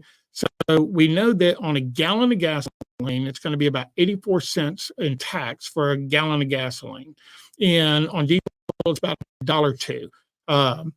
So if these guys are raising the bar at 10 cents a kilowatt, if we have to turn on this natural gas generator, and now we're at 22 cents a kilowatt, we haven't even started talking about what the carbon taxes are. So in 2016, where is this generator? Because I haven't seen that motherfucker yet. They're building them. They got $10 billion. Oh, they got the billions, but I don't see what's going on with it. Well, so the game is that if that's what it is. If let's say I owned 100 generators, okay, in Texas, and there's only 100 that exist, and I'm getting my butt killed every day by wind and solar farms and geothermal and nuclear that's renewable. So my elder units that were built in the 50s and 60s, there's no financial reason for me to rebuild those. Yeah. Okay. So the game is that every year we gain 1 to 2 to 3%. We have more renewable energy in Texas than any other state, more than California, more than everybody else. Okay. Nobody knows that. So as that market continues to grow, as energy gets more expensive, which ones do you think they're going to chase? You're going to go build more fossil fuel power generation? No, but they're going to get it down to that these generators that they're building today are emergency defense in the fact that we get an ice storm and the windmill blades can't go, or the solar panels are covered with snow and can't generate. So that's what that will end up being. So yes, we have to have it, or nuclear. Okay. But as these costs come in, everybody's got, let's look at a house. Okay. If a house costs $50,000 to put a roof on, a house out in, say, Sienna Plantation, because everybody likes Nazi architecture, the most grandiose thing that we can possibly build. And as long as I don't ever have to write a check to put a roof on it, then it's great. But if you go to a house that's $400,000 and you say, okay, you need a new roof and it's going to cost you $50,000, and it's got 4 air conditioners, and those are $8,000 a piece. So there's $32,000 for air conditioners, and you need a new hot water heater. Your house is not worth $400,000. Your house is worth $300,000 because of the failed maintenance. Okay. So that's kind of where another part of our program, we have a system called the Sustainability Index Rating. Okay. And what your insurance companies are looking at, what your mortgage companies are looking at, is they're looking at the sustainability index rating of your property, of which you don't know about it, and hardly any of these other people, but the insurance companies look at these products from us. So if I go out and I do an inspection on the property, I'm going to say, what's the age of the roof? 1 to 15 years. If it's 10 years old, you get a 50%. If you got an air conditioner and it's 15 years old, then it has no value because it needs to be replaced. Windows last 15 years. The plumbing in the house, is it stainless? Right. This is the type of thing. Every single time when you go and look at a house, this is what you're looking at. Right. So I can go in for $225. Scan the code. Right. Well, I scan the code. Okay. I go in, and the first time I show up on site, we put the tag on the building, we scan the code, and that brings it into the thing. And I'm walking around and I'm taking pictures. I'm taking pictures of the roof. I'm taking pictures of the air conditioner, the code, the hot water heater, take a picture of it so that we can determine the age of all of these items. Okay. And then we're done. We don't ever have to come back. Right. Okay. Now, you put a new roof on, and that contractor goes in, scans it, he resets the clock. So now the clock is reset to 15 years. If the AC guy comes out, he resets the clock to Right. 15 years. So the insurance companies come in and they say, what kind of insurance do you want? And you say, oh, I want full coverage replacement costs. And they're like, you got a 12 out of 100. So out of 100 points, your building's a 12 because you have not maintained the building at all. And so therefore, here's your insurance, but you're not going to like it. Right. If you've maintained the property, then it has value.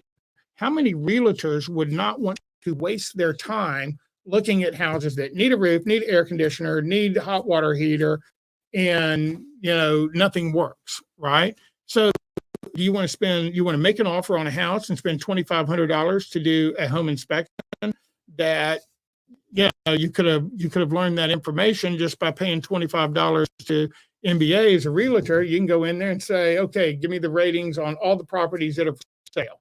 And now you know where you're going to waste your time on Saturday afternoon, because you don't want to go show a house that's falling apart. Right. Let's look at apartment complexes. In the last 5 years, apartment complexes have traded based on land value. Right. And they say, okay, well, the land is worth $12 million and you get these buildings for free. So how can you lose? Because the counties are so broke that they're going to raise the value of your property 15% every single year just because they need more money.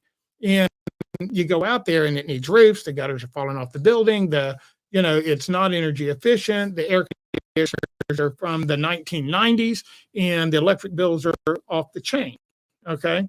So when electric bills start going up and the cost of roofing is jumping, I mean, right now we just got a new increase of 10% more. January 1, everything's going up another 10%. So what are the values of these properties that have been absolutely poorly maintained? Do you think the insurance companies want to insure that stuff? No, not at all. They want to run fast. Mortgage companies are so terrified of this that they put that stopgap in place, and that you now have to inspect these properties, or we have the right to send our own inspectors and send you the bill, and we give you 1 year to mitigate the problem, or we get to attach it to the back of your bill by hiring any contractor we want to hire. Right. Okay. And that's the new world. Okay. These days of all of this shenanigans and hide behind the green curtain, they're over. But that's what contractors really need to look at is insurance is going to stop paying. Okay. And we're already seeing it, and they go out there and they go take a class and they pay $700 to take a class that tells you how to beat up the insurance company and all the building codes, all that, which is fine, for that moment. And it's already changing. Correct. And I'm seeing, I saw one draft that was passed by me. They said, what do you think? And it said that a leading shingle manufacturer says if the granules fall off of shingles, it is not considered a defect anymore. It is considered natural weathering because the asphalt layer is so thin that there's nothing to hold the granules on anymore. Well, I'd sure like to fucking hear that whenever they come out for the warranty.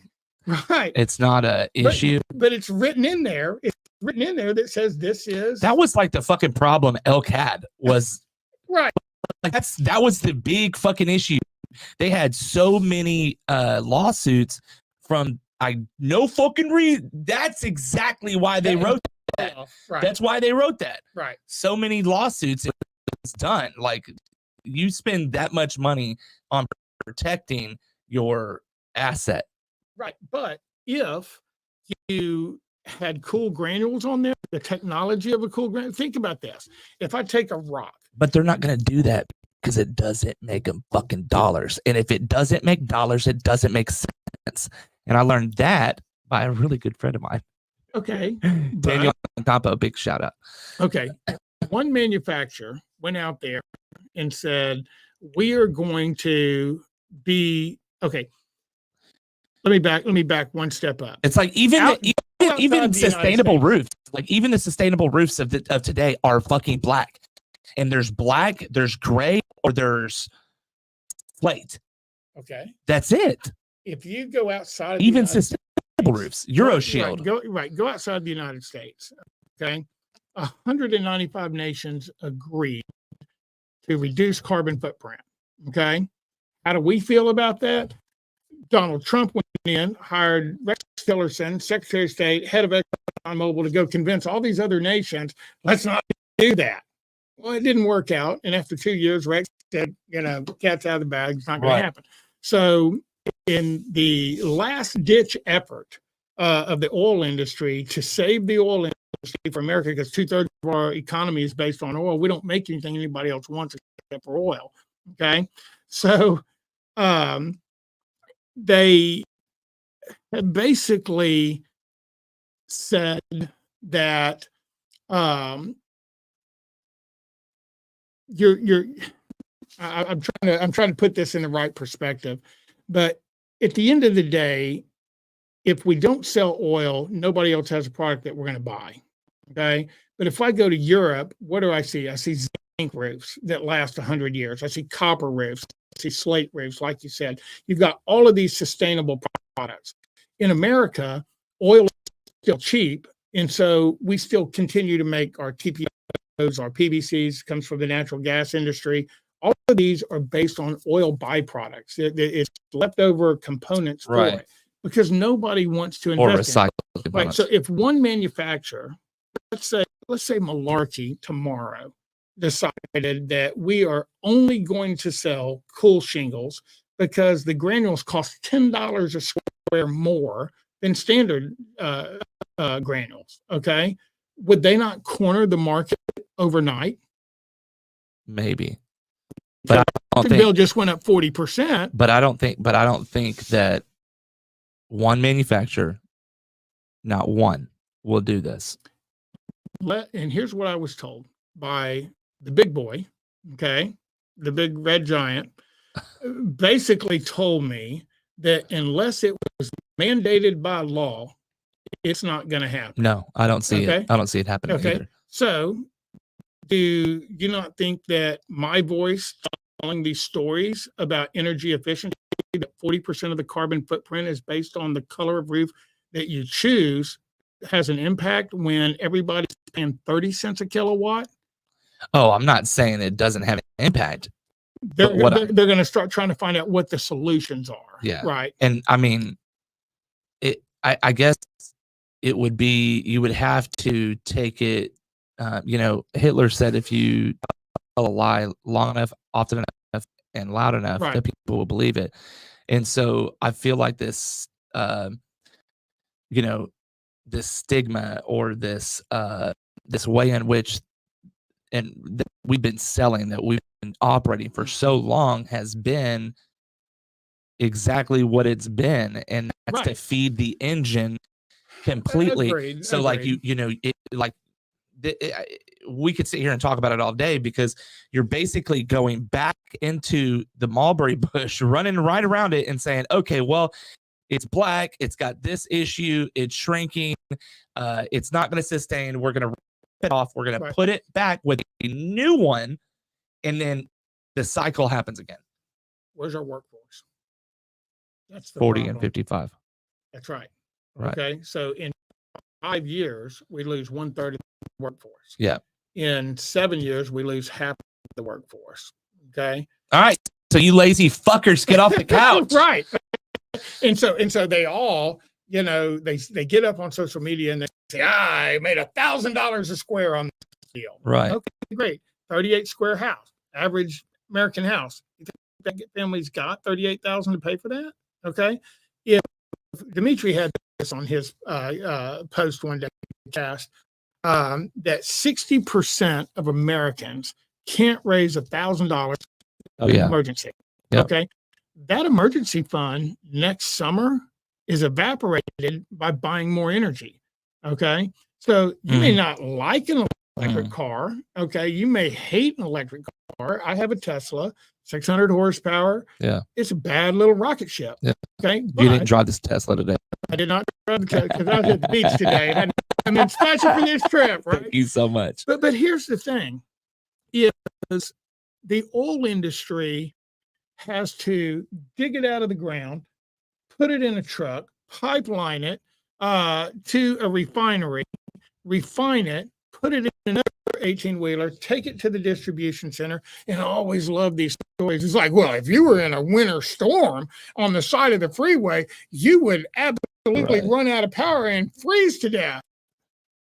Bitch, what if you ran out of gas? What you gonna do then? Right. Yeah. You know, are you telling me you're gonna let the guy freeze? And he's like, oh man, you got a gas burner, and my electric car can run for 5 days on this, right? So an electric vehicle can be charged by your solar grid. Yeah. Okay, free. Okay. So if I'm thinking in the future, the solar cars will have panels on them to begin with. They do. Or even made one. Like even like a paint almost that would reflect and/or I'm thinking that's coming in the future. Well, they have that. Yeah. Okay. That's the thin cell technology in solar panels. Back 2008, the Bush administration agreed to give a solar panel company called Cylindra $500 million to develop a round solar panel. Yeah. Okay. And First Solar out of China had just spent $1 bazillion building their solar panel factory. And so Cylindra was having a problem because they were using a laser to fuse the solar panel into the glass tube. And 1 out of 7 didn't work. So they'd take it, throw it away, start over. Yeah. Okay. So Michigan Institute of Technology came in and said, hey, we got a better way. Instead of us using this laser, let's put a print head in there and we'll print on the inside of that glass with 3D graphene that is 90% as efficient as a polycrystalline solar panel.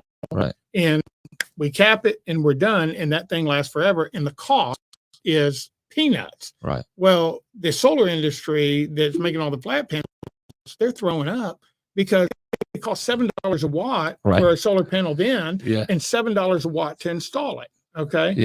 With Cylindra, you and I could get up there with a pallet of these things and lay them on the roof, and we could lay the whole grid out ourselves because with a round tube, the wind could blow at 130 miles an hour between the things and it wouldn't blow off the roof. So I didn't have this massive attachment. It was the greatest thing in the world, but it was a threat to oil. So the American Petroleum Institute bought the patent. Okay. And shelved it. And shelved that shit. Okay. 16-year patent. Okay. And guess when it expired? Last March. Okay. So last March, anybody can make the round tube solar panels again. If you got the money to it. Well, somebody's got to step up to the plate. Okay. But where I'm going with this is that for the power to be generated at a windmill and put in a copper line and travel to my house, look at all of the steps of people that I took out of the loop. Right. So it is the equivalent of buying diesel fuel at 70 cents a gallon, getting 50 miles per gallon to have an electric car. So my truck was $1,200 a month in fuel. Okay. Yeah. Versus me charging it at home for $200 a month, driving the same amount of miles.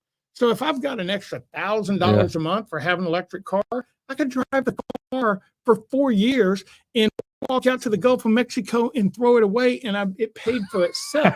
Right. Yeah. Okay. So everybody says, what are we going to do with all these batteries? Well, here's the truth, that when the electric car battery gets down to about 50%, the car owner says, I need a new set. Okay.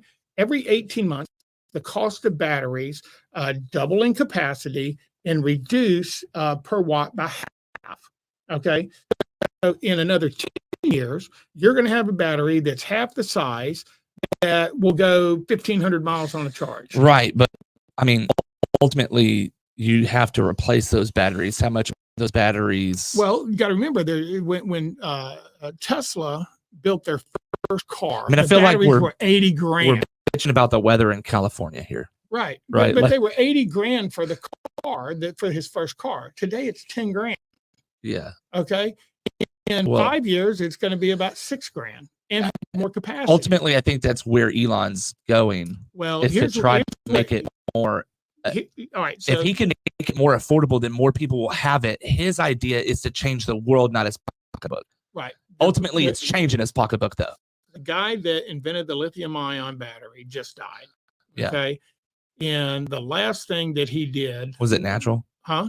Do you know if it was natural? He was like 95 years old, so I think All so, right? Yeah. University of Texas professor, good guy, cool guy.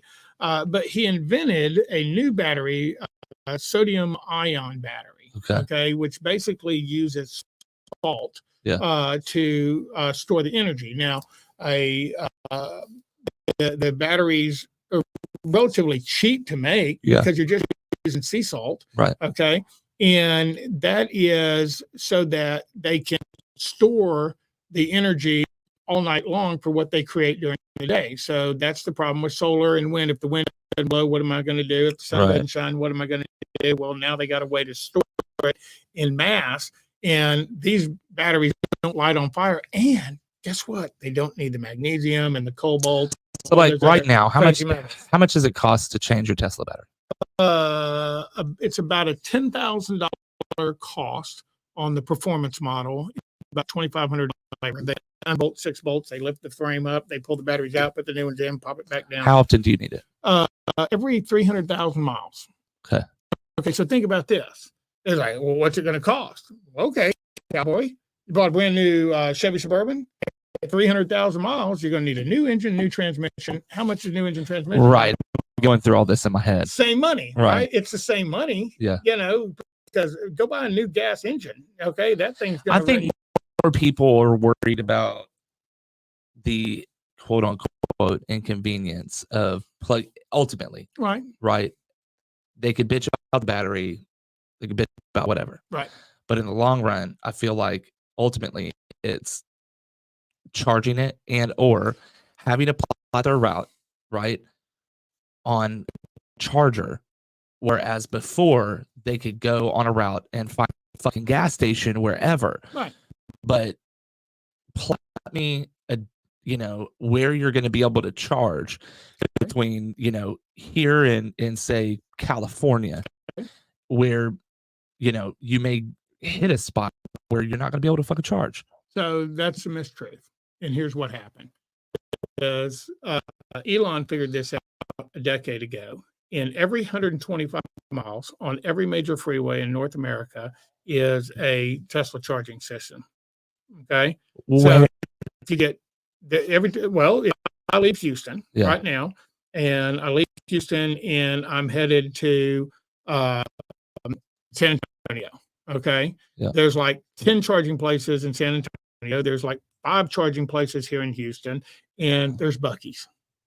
Every Buc-ee's has one. Every Rudy's has one. If I'm going down to Galveston, I leave my house. I've got a charge. If I need, but that's still you're still like I'm talking about going multiple states, right? But every 125 miles. But is it on your route though? That's my thing. If you're on the major highway, yes. So if you're not though, then you're screwed, right? Not necessarily. So if you're taking pig routes, all of the hotels and motels, because of the amount of electric vehicles that are being sold, they're all putting charging stations in their facilities.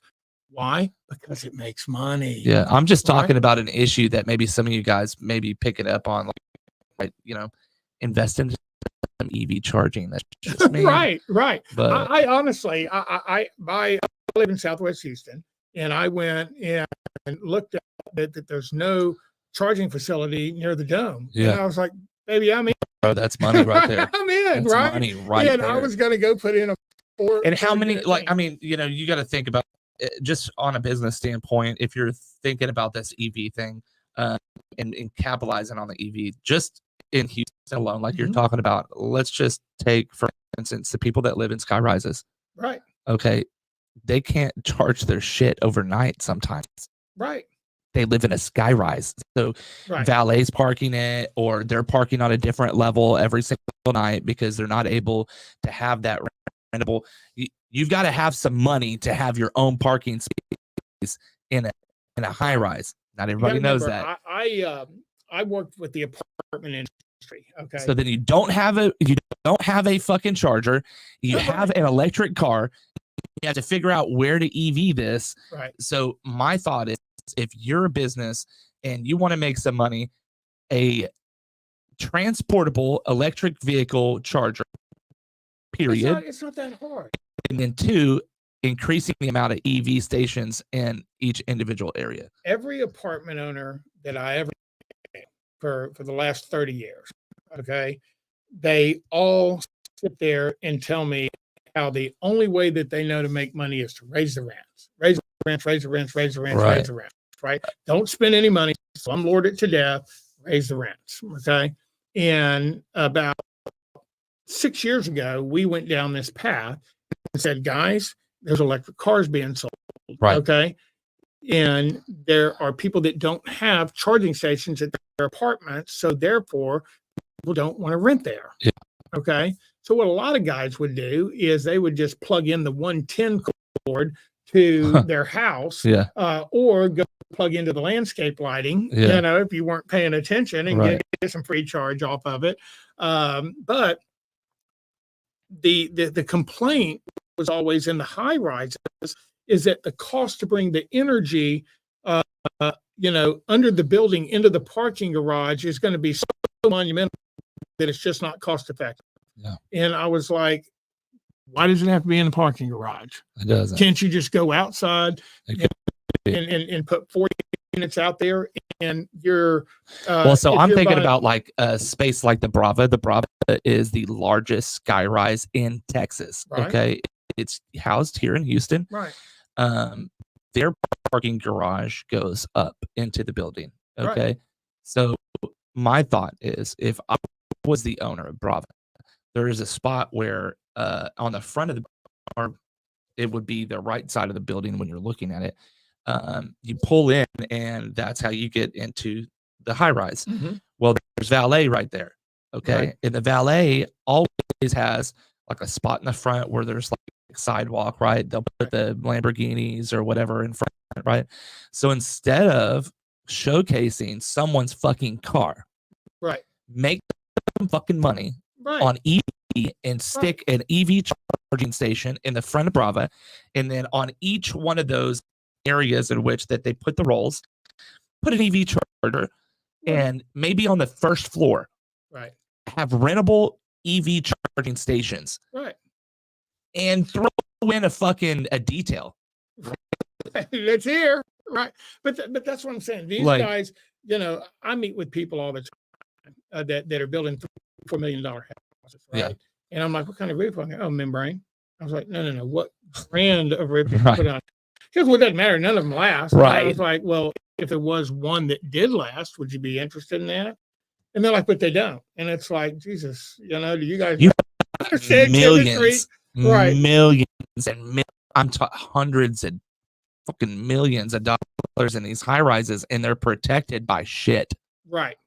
But yeah, I mean, I know that of all of the new construction Yeah. guys, okay, they are so hoodwinked into believing that the newest formulation of TPO is the best on the planet. There's a manufacturer right now that is making a shingle out of TPO. Okay. Oh yeah. And let's not name names. Okay. But when he's not manufacturing the product, Well, there's energy that goes into that too.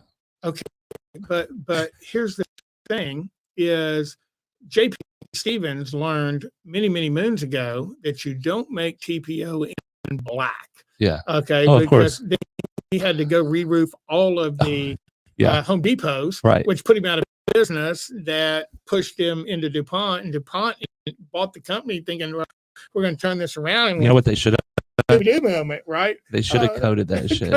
They should have coded that shit, bro. Okay. Saved billions of dollars. Right.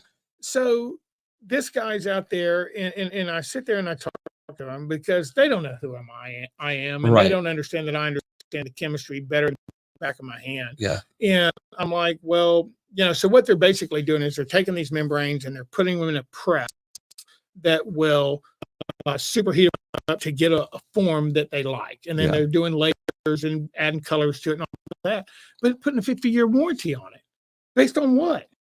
You know, I mean, it's not impossible for it to work. I think so. We going back to the chicken and egg, Right. because ultimately they're not warranting dick.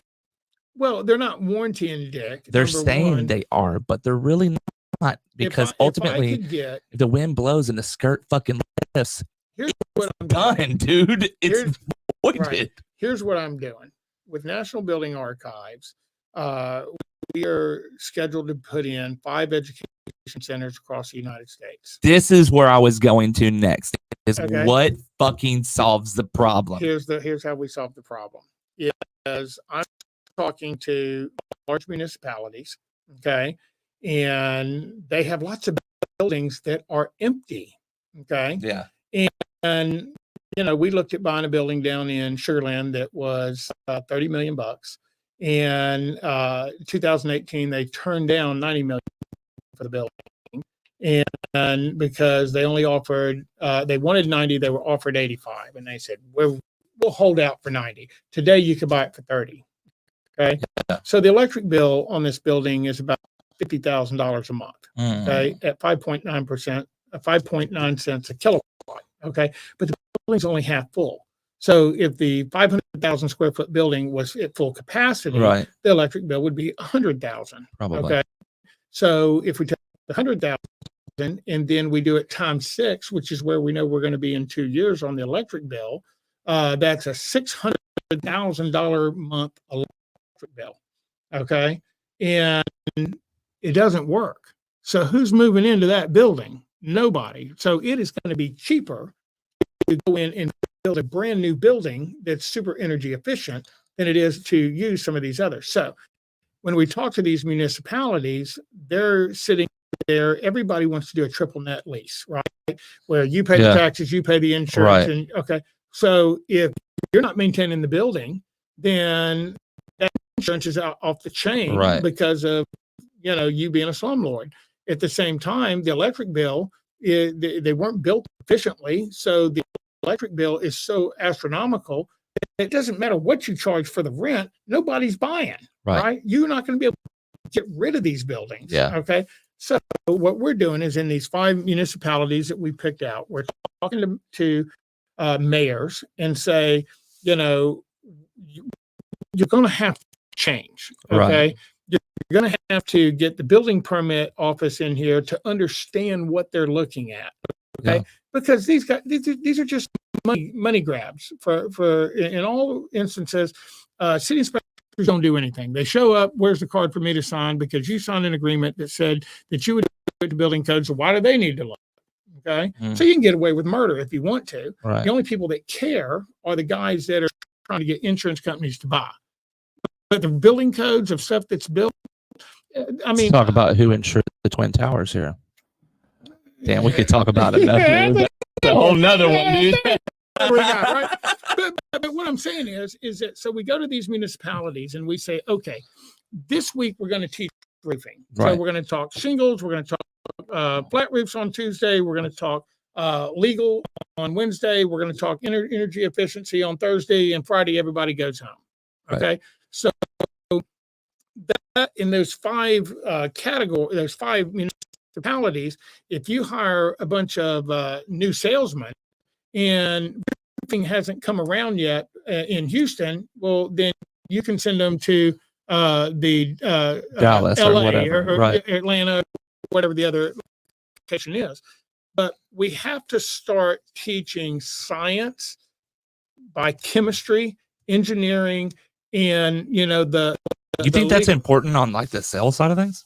Oh, I got 95% of the work that I bid.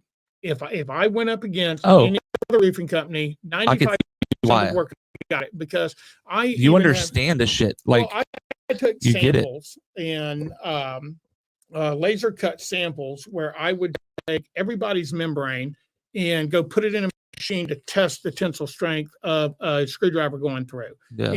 And test how long it takes to pull it. So we had a project in north part of America that was covered with EPDM. They were spending $400,000 a year seeing holes every winter. Okay. and it was all the icicles that were falling off of the equipment that were poking holes. And then when spring fall came, they would all just be a little bitty hole. Where'd it come from? But if you went out there in the middle of winter, it's like hell's fury. Right. Yeah, hell's fury, right? Because as they vibrate, they get really big, vibrate, and punch through.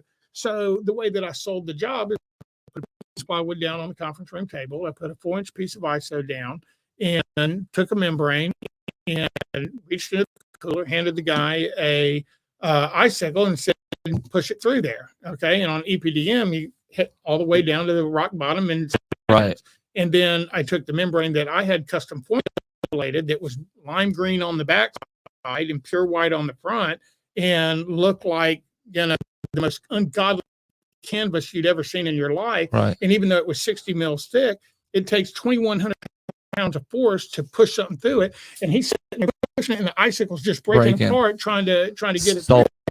Okay. And I was like, what else y'all want to talk about? Right. Next. Right. And so I guess if we were to equate the roofing industry to where there were actual education, and I think that the only way to do something like that is to make a love child, a fucking love baby between California and Florida. And that's the only way that I feel. I've been talking about this. If you're watching right now, then you've probably heard me say that about 15 to 20 times across the episodes that I've done here prior. And it's because ultimately Texas is the Wild West.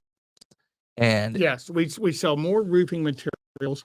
We can do whatever the fuck we want here. That's right. That's right. And so I feel it's going to be really, really, we're going to be real hard pressed to do anything unless we make it a law, and the laws have to conform. And like I said, I would think that it would need to be a love child between California and Florida. Ultimately, California requires you to go through school. So you have to understand what the fuck you're doing, or else you're not going to be able to do it. So you have to pass the tests. You have to also be a journeyman. So you have to go work first before they will. After you've taken the test, then you have to go work. Then they will issue you a license that says you are now allowed to sell roofing materials, roofing products in California. Now, the issue that you're going to find with that, and that you already see in California now, is people can buy it. So if you've got enough money, someone smart like yourself will fucking get it together and say, okay, here, you can buy it. Right. Now, you're smart enough to say probably you wouldn't sell it, but ultimately, there's a lot of people that are selling those licenses. They could buy that license, and then boom, they're an entity selling shit. Right. Here's what we think is the right answer. And all the manufacturers, like I say, it's a love-hate relationship with us, because as a manufacturer, your key to success is getting new customers. Right. Unless you're one of these manufacturers reps that says, I don't want any new customers. I want to make the piece of all the little side deals that I can make. Right. So that's hugely problematic as a manufacturer, because how are you growing the venture? So if you go back 15 years and look at all the membrane manufacturers versus how many of them there are today, there are suppliers that have their own brand, and they're not making it. They're having other people make it for them. There's some big guys that claim to be the best and don't make anything. And now that they've been caught with their hand in the proverbial cookie jar, they're traveling all over Europe trying to figure out how to build a plant really quick so they don't lose market share. Okay. So the right answer is that you're going to have to partner with an education force. Okay. Because if a guy knows exactly how to put a coating down, not every job he's going to bid on is going to be a coating. It's going to be a shingle job. It's going to be a membrane job. It's going to be a tile. It's going to be metal. So you've got to have an education where it's just not popular though. Well, but here's where it's going to be popular, because if you want to get certified by a specific coating company that I'm working with right now, then you have to have continuing education for 1 week per year. Yeah. Okay. And so they're not going to give the education in their form. They're going to use our network. Okay. So 5 universities across the United States where they can come in once a week at each one of those and teach everybody in the area exactly how to apply it. It's kind of like spray foam roofing. Okay. Everybody that can spend $100,000 and go buy a unit to do spray foam roofing, they think that stuff is great. Right. And they think it's fabulous. And in Arizona and California, They it fucking put works it- great. Yeah. Okay. They put it everywhere. Because there's humidity. Right. Okay. So we just took samples off of a building this week that had 6 layers SPF piled on top of each other. And we can sit there and literally pull the layers apart because it comes out of the gun at 450 degrees and 90% atmosphere. It condensates instantaneously as it cools. And when the second layer is gone, you just trapped water. You just trapped water. You just trapped water. You just trapped water. And you come back 3 years later and it looks like the surface of the moon where all the water trying to turn to gas and it's popping it apart. Right. Okay. So it doesn't work here. Right. Okay. Invented by Texas A&M back in the 80s. And, you know, Texas A&M wouldn't put it on a building to save their life today. Right. They realize it's such a huge product failure. But at the same token, as we lose workforce, we're going to have to get smarter about what we're doing, because if there's less guys, what do they want? More money. More money, right? So, I mean, I'm watching crews right now that sit there and say, oh, I want $100 a square to lay shingles for you. I remember back when we paid 25, right? Yeah, man. Remember the good old days? But at the same Back in the token, day, I think I started, it was like 40 or 35. Now it's 35 when I started, and then it like gradually went up, plateaued at 50 for like 4 years. right. And then it just fucking skyrocketed. So now it's 100, right? Yeah. And, you know, I mean, the last 5 years, it's gone up 50%. right. But I look at the guys that are doing it, like all the guys that worked for me when I worked for Brinkman Roofing Company back in the 90s. Shout out to Brinkman, one of our But big hey, what's up, supporters here at Roofing Supply Incorporated. Jason? Right. Thank you so much. But when I worked for them, all of the guys that were our subcontractors for metal in the 90s, they're still putting metal on today. Yeah. And when I go out on the job sites and I meet these guys, I'm like, dude, you're old. Yeah. Right? Yeah. And they're moving so slow, man. They need $250 an hour. Yeah. Because they can't get enough done. Yeah, no shit. But there's no younger guys that are coming in. So like, Yeah. you go to California markets to put tile on out there because everything's tile. It's $50-$60 a square. And you can't, you know, if they won't do it for 50-60, you know, I can get 400 other guys to come in and do it. Yeah. In Texas, in Florida, oh man, 250. Oh yeah. You know, I gotta have 250, and they're moving slow as molasses. Yeah, and I mean, like this all is going back and around, but the workforce is small, and so you've got a small amount. There's not enough. Then you just narrow down. So first off, you've got a very small workforce. Then you're going to whittle that workforce down by who can actually do that work. Then you're going to whittle that down by who wants to do that work. Right. And then it's how much are they willing to fucking do it for? And how good are they? Right. Exactly. So if you the get old tenured people right. are the fucking badasses, and that's why they cost that much. That's right. Yeah. So, and that's an issue. But you know, it's also like when I go and I talk with manufacturers, and you know, they want to keep me at arm's length. They don't want me to give out too much information, and they don't want to hear too much information, right? They want to hear that their baby is the most beautiful baby in the world, right? And don't tell us anything that's wrong with it. We don't want to hear that, right? So there's a leading metal manufacturer, and metal cost X and paint cost X, right? So they're trying to hold their price per square on the metal so that everybody loves them because their price is so low, but it's still 24 gauge. So you can mic it and see that it's 24 gauge, right? But so where are you going to make the shortcut? Well, you're not going to put as much paint on it. Okay. So if you say, hey, our system, which means a longevity of that. Right. Last 25 years, in 20 years, I'm getting rust. Right. And so the way that the warranty is manipulated is, we know, right? So I was like, guys, I said, I'm more than willing to pay $15 a square more for 3 times thicker paint. Yeah. Because what is the cost to the homeowner or the property owner to replace that roof in 25 years versus something that would last life of building? I said, start thinking based on life of building. Okay. And then guys like me will promote you because you say, but it's not life of building anymore. It's life of pocketbook. Well, but is $15 a square going to break the deal? No.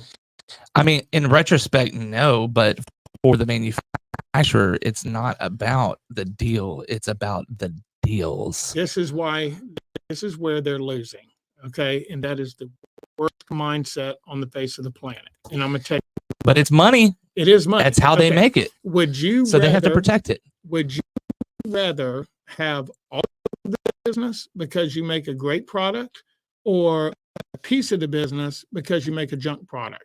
If I put but not everyone. Here's the thing: is education. Here's where we're missing all of it. Right. Is that these people, right, that are watching, right, they dictate what happens in our market because they're the workforce, and if they don't give a fuck about the product, that's right. That's right. And most of them don't. They're only they want turn and burn as well.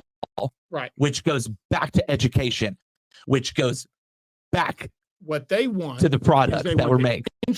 Company to buy the new roof, buy the new roof, buy the new roof, buy the new roof. Okay. If you put on a Euro, I'm just gonna shout out to EuroShield. You are a black product, but it's a sustainable product. Let's just say EuroShield. Right. So you go and you put on a EuroShield roof. You don't have to go back generally. Okay. So if you don't have to go back to that roof, and that roofer doesn't have to go back to that roofer is not making any money on that roof after the roof is installed, unless they do a maintenance plan. So you do the maintenance plan, number one. Yeah. Okay. Number two, they come out every year and they walk across the roof, get the leaves off of it, create the plan. I don't know. Make your deal up of what you're going to do for what amount of money.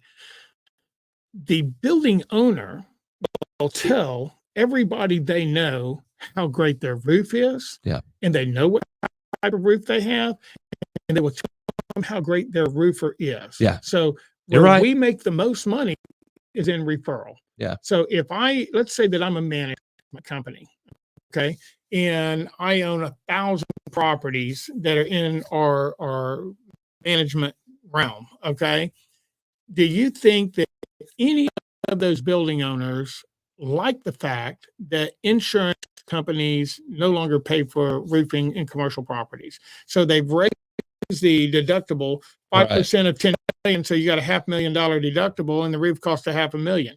Yeah. So the only way you're getting any extra money is to supplement the Godzilla out of it. But if the insurance companies come in and say max cap, the problem is if you go through and you supplement the crap out of it, and then you don't follow the law, right? And then they don't do it. That's exactly what they do. They want the gutters, and they want all of these other. I'm just saying, if you go after the insurance company and you fucking think that you are not put on a list and investigated, you are fucking mistaken, because you are taking money from the beast. Right.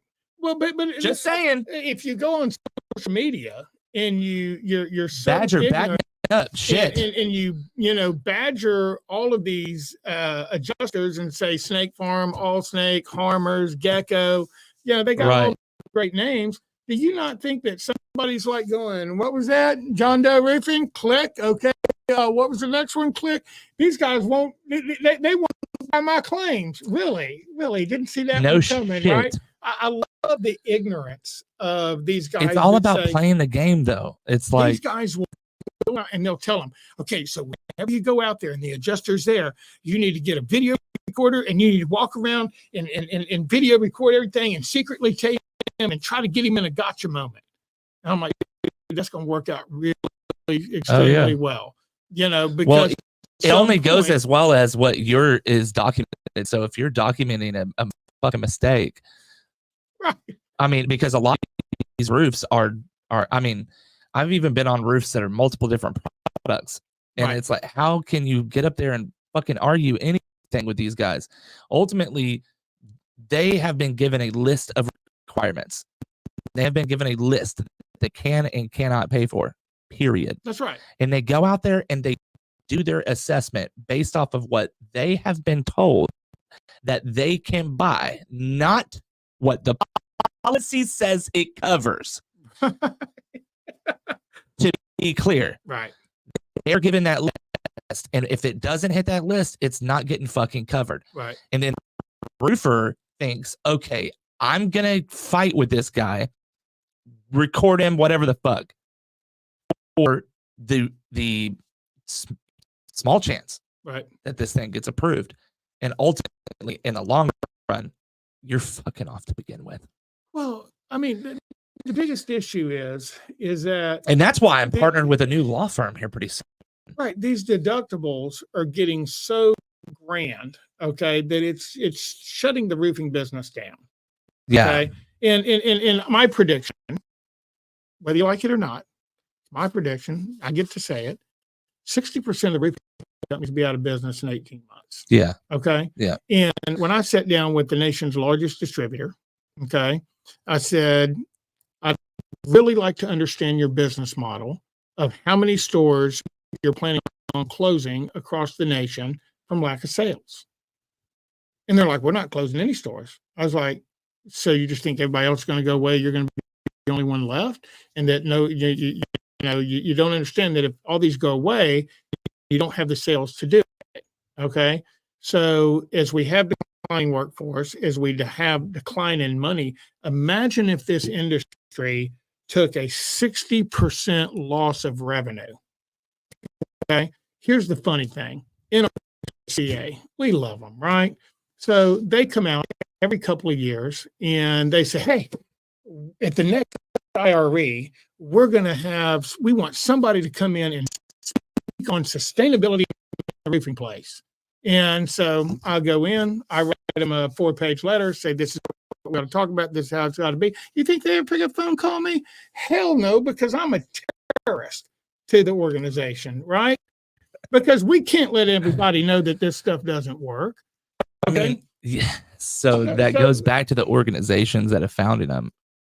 Well, because a lot of these local organizations, the state organizations, all of them, right, they're all run by a LLC, or it's a 501c3, right, and then they're governed by who's in those and who's giving them money.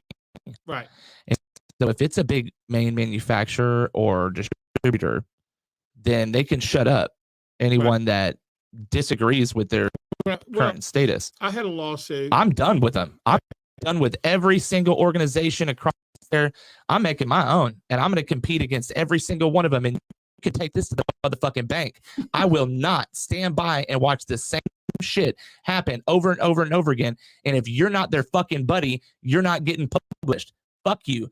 I'm out. Like, cancel me. I don't give a damn. I mean, look, at the end of the day, we cannot keep making industrial trash. No. Okay. Something's got to change. And Main Street can't afford this anymore. Right. Okay. Everybody that loves insurance pay, they would never do customer pay because that only pays 30%. I can't run my business on 30%. Okay. Yeah. The biggest joke I've ever seen is I watch all these social media pages. Okay. And I'm sorry if you watch mine. I know. But here's what they say is they say, okay, what do you think you should pay your salesman? Okay. Oh, well, we do a 10-50-50 split. Okay, great. I went out for 1 year and applied to the top 100 roofing companies in North America. Yeah. And do you know how many of them would even give me an interview? None. You know why? Because I know too much. Yeah. Okay. So I take that back. I did go on 4 interviews, and these were for the companies that were doing 100+ million a year. And after we got over the fact that I wasn't going to give them a book of business that I stole from everybody else. Right. It got down to my specialty of job costing, and we can't have that. They don't want to hire anybody that knows what they're doing. They want to hire the homeowner's wife that lives in the neighborhood and come in, let's train you. And you go knock on all the doors in your neighborhood because they know you, Right. and we're going to sell more roofs, right? Okay. But they overpay the supply houses by $20 a square. Yeah. So that they can get a rebate. Then they overpay the crews by $25 a square, so the roofer gives them a rebate. And so we see all the time is what's the rebate? What's the rebate? What's the rebate? Because if it costs $250 a square to put a roof on in Houston, Texas, average just simple roof, they want to jack it up to $350 Right. before they start the 10-50-50 split. So they need you to go sell it for $500 a square so that you get another 30 out of the 10%. Trust me, I know. Right. Okay. And so now when they sit there and say that they got to do it for 30%, and that don't buy jet fuel. Right. And that doesn't buy, there's guys out there that own millions of dollars. I think we're arguing over the wrong thing. I think 10-50 is fucking broken. And I think it's been broken for a very long time. Yeah. When I was in the business working, but we can talk about that for another 3 fucking hours. We took the cost. Yeah. I made 30%. Yeah. Okay. And I was happy with my 30% because I didn't have to do anything. Go sell an apartment complex, get a $30,000 check. Yeah. Sell another one, get another $30,000 check. Right. And it's easy money. But when you say that we don't do customer pay, it's because you're not going to get customer pay to pay an insurance rate. Yeah. Plus, I mean, I think that you've got a lot of issues with manufacturers unless they have a client that consistently pays, that they know they could check their credit, that they're consistently paying. I don't credit. Come on. Yeah, we spend it as fast as we make it, baby. I think that they're going to be hard pressed to get the property owners to pay.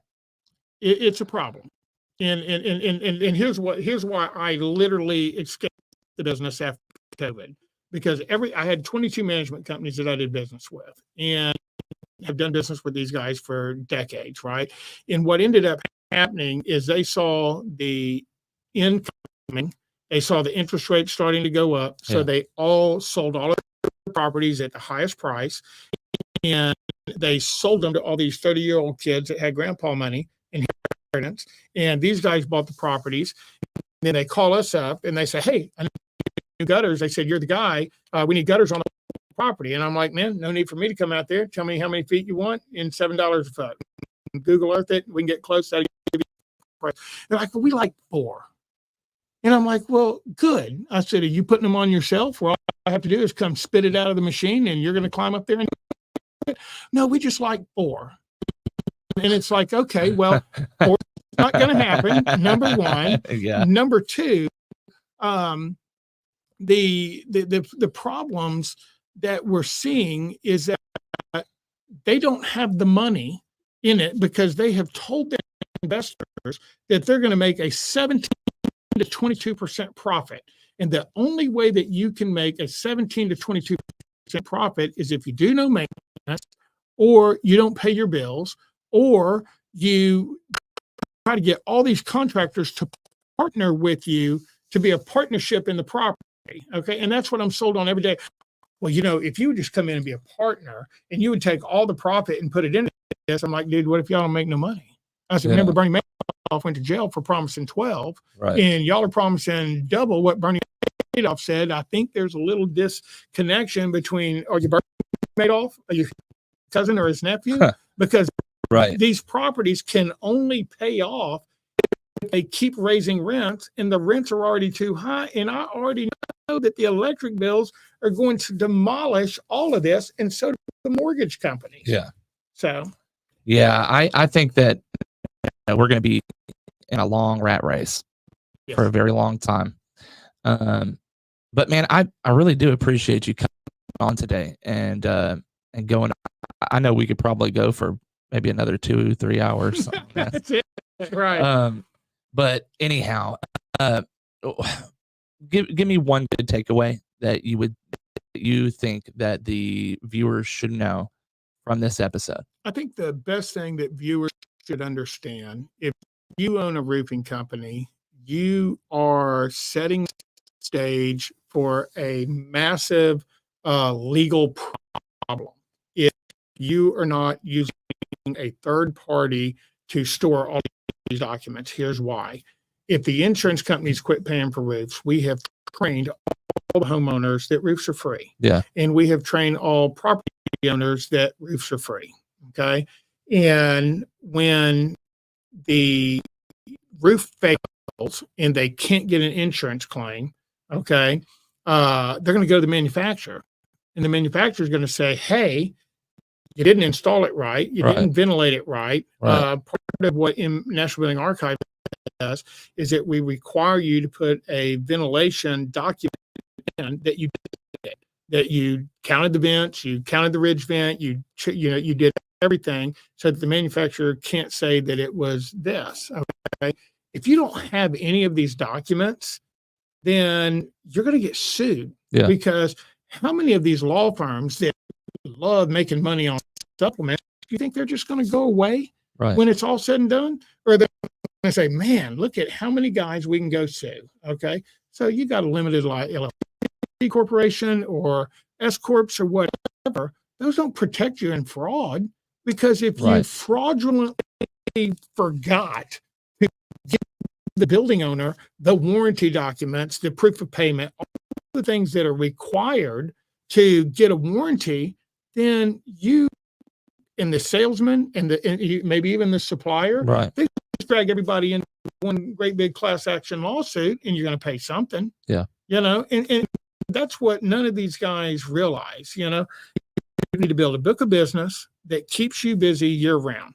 Okay. And you need to get guys that work for you exclusively, other than hiring crews. I get calls all the time. Hey man, you have a crew that'll do this, do this, do this. Right. And I tell them, it's like, guys, you need to train a crew. Right. And if you go into these labor supply organizations, they're not training anybody. Right. They sit there and say, well, I'm certified this guy, this guy, this guy, this guy, and this guy. And it's like, oh yeah, well, we know how you got those certifications, because you had a side deal with the manufacturer's rep. Yeah. Right. There should never be such a thing as a certified crew. Yeah. Okay. The crews need to go back to being your people that you control. Yeah. Okay. And do a good job. That means W-2, not 1099. Well, they all want. But anyway. Yeah. I mean, they all want the 1099. So in Texas, they escape workers' comp because of it, and they escape the other. So it does increase cost. Right. Okay. But there's enough money in these deals. In the way to build a proper business is to stay busy year round. Yeah. Okay. And diversify. Okay. So if you can network with a AC company, network with a painting company, we got one of the largest paint suppliers in the nation to participate in our organization, because we're going to send contractors to their stores that they would normally not have by giving them other products. So we're working on product development with them that brings different people in. Yeah. And that's really the connection, is that you're going to have to, in the future, you can't go to a management company anymore because they all work from home. Right. Okay. So dealing with management companies, that's done. Yeah. Where your connection is realtors. Okay. The realtors are going to dictate when they get a sustainability index rating that says the roof is shot, then they need a roofer, and they need a roofer right now. Right. That's the position to be in, because when they buy, sell, or trade a property, that's when roofing, air conditioning, windows, siding, paint is all going to come up, and it's going to come up right. And how do they do that though? Well, that's it. You have to be the National Building Archive. And you would come when we have education day, and we invite the roofers on this week, and all the architects. I mean, I can't tell you how many architects I've sat down and had these same conversations with. Yeah. And say, well, that's not what XYZ manufacturer told me. Right. They told me that, all I had to do was slide this peanut butter on there and everything was great. Right. And I was like, how well did that work? They go, what failed every time? I was like, why do you keep using them? Right? Why do you keep using the same thing if you know it's going to be a failure? Let's work on sustainability. Insanity right there. Right. So that's what I'm trying to build with these guys. I mean, right now, I go to a company and I say, man, I got free leads. I got leads that are coming in, and I need somebody to handle this. And like, we don't want your leads, because there's a catch. Yeah, there's a catch. You got to pay me $25 if you get the job to archive your documents for 50 years. And for that $25, I'm going to tell every one of your customers twice a year about the scheduled maintenance. But the only thing you got to do is take the. You got to take it. I don't want a piece of it. That's not bad though. It's not bad. I mean, on my side of things, I don't see that as being a really big deal. So, biggest takeaway: National Archives. Get some education. Scan it. Teach it. Scan it. Let's change the marketplace. Yeah, I mean, you can go to the website, and I got old George that'll sit there and tell you how it works. Yeah. Okay. And it's about 11-minute video on the front page, and he explains how we're taking the architects, we're taking the management companies.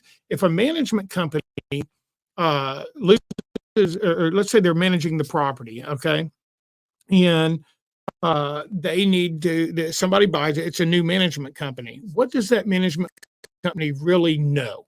And they don't know anything, okay? So they go to the tag and scan the tag, pull up the property, and they see an entire list of everything that was done to it, whether it was a new roof, whether it was scheduled maintenance, whether it was, had a manufacturer's rep out there, whether AC guys were out there, all of a sudden we got a roof leak. Well, who was here last? Oh, the AC guys. Okay. Perfect. Now we know who to.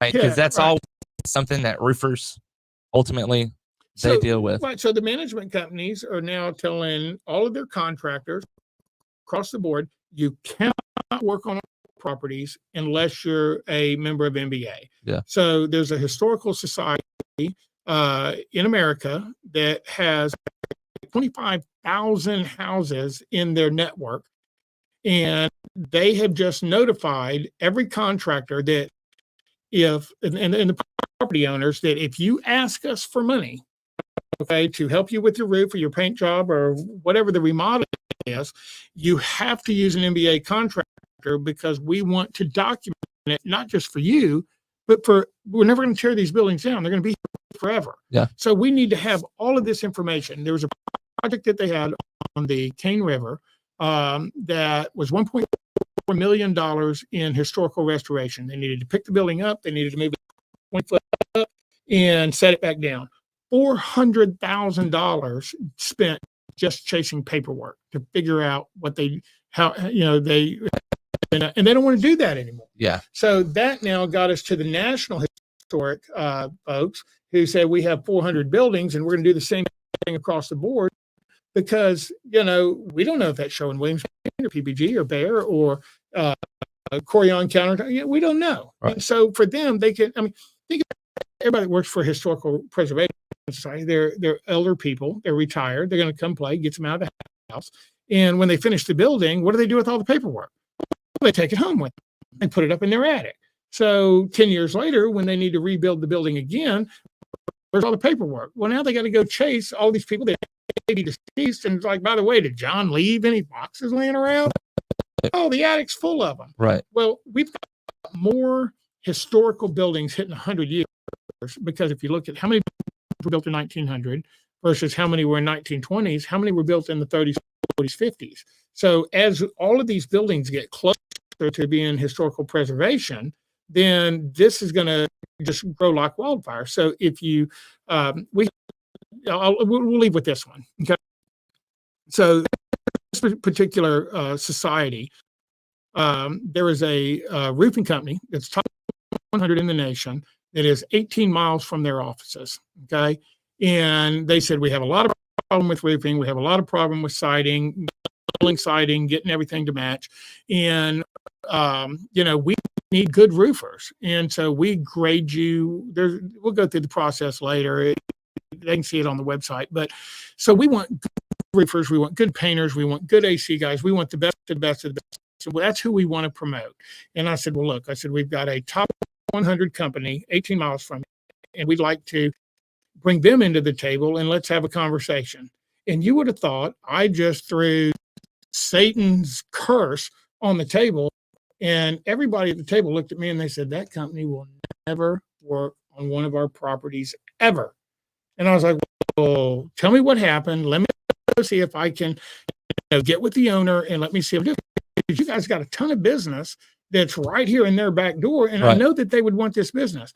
I get that owner to even return my phone call. He will not, just will not even talk to me. Doesn't know what I'm calling about, but I'm like, look, I want to talk to you. I've got a thing with him. Not even interested whatsoever. Yeah. And I'm like, that's the failure, is that, here's millions of dollars of business that this company could have. They're too arrogant to even listen to a conversation. And that's, I guess, the best takeaway is that, guys, your business model is failing. Yeah. Everything that's making you successful today will be gone in 24 months. Okay. Yeah. And when it's gone, what is your next cycle? Okay. So if 60% go out of business, that means the 40% are really going to shine. But it's going to be chemistry, it's going to be engineering, it's going to be energy efficiency, and it's going to be networking. If you're not networking, you're not even going to get a bite of the apple. Yeah. I think that's really, really true. Ladies and gentlemen, it has been a live stream today on the Roofing on the Rise Studios. If you have not yet gotten your RoofDon Stress Cube, you should get one, especially if you are sitting there grinding your teeth because we're going in a circle. It ultimately, RoofDon Stress Cube would have saved you all of that. I also have some hand sanitizer sprays, some bracelets coming out with some shirts pretty soon. Please stay tuned for all of our new updates. We had Steve Martin today. Thank you so much, Steve, for coming on. I appreciate you. And want to give a big shout out to Roofing Supply Incorporated for sponsoring us and for always sponsoring us, putting us up into this nice, awesome studio. Thank you so much. You can get your shingles directly from me, from Roofing Supply Incorporated. The telephone number is 210-919-8987. Also, we are sponsored by West Group Public Adjusters. It's an amazing thing. We just got a bunch of equipment, some video equipment. Thank you so much, West Group. And if you're looking to deal with an amazing public adjuster, West Group is definitely the company for you.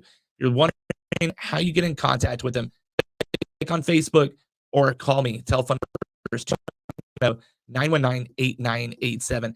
Again, we are going to be releasing some really big sponsorships, some really big partnerships here in the next week. So stay tuned for Roofing on the Rise. Thank you so much for coming. You have a absolute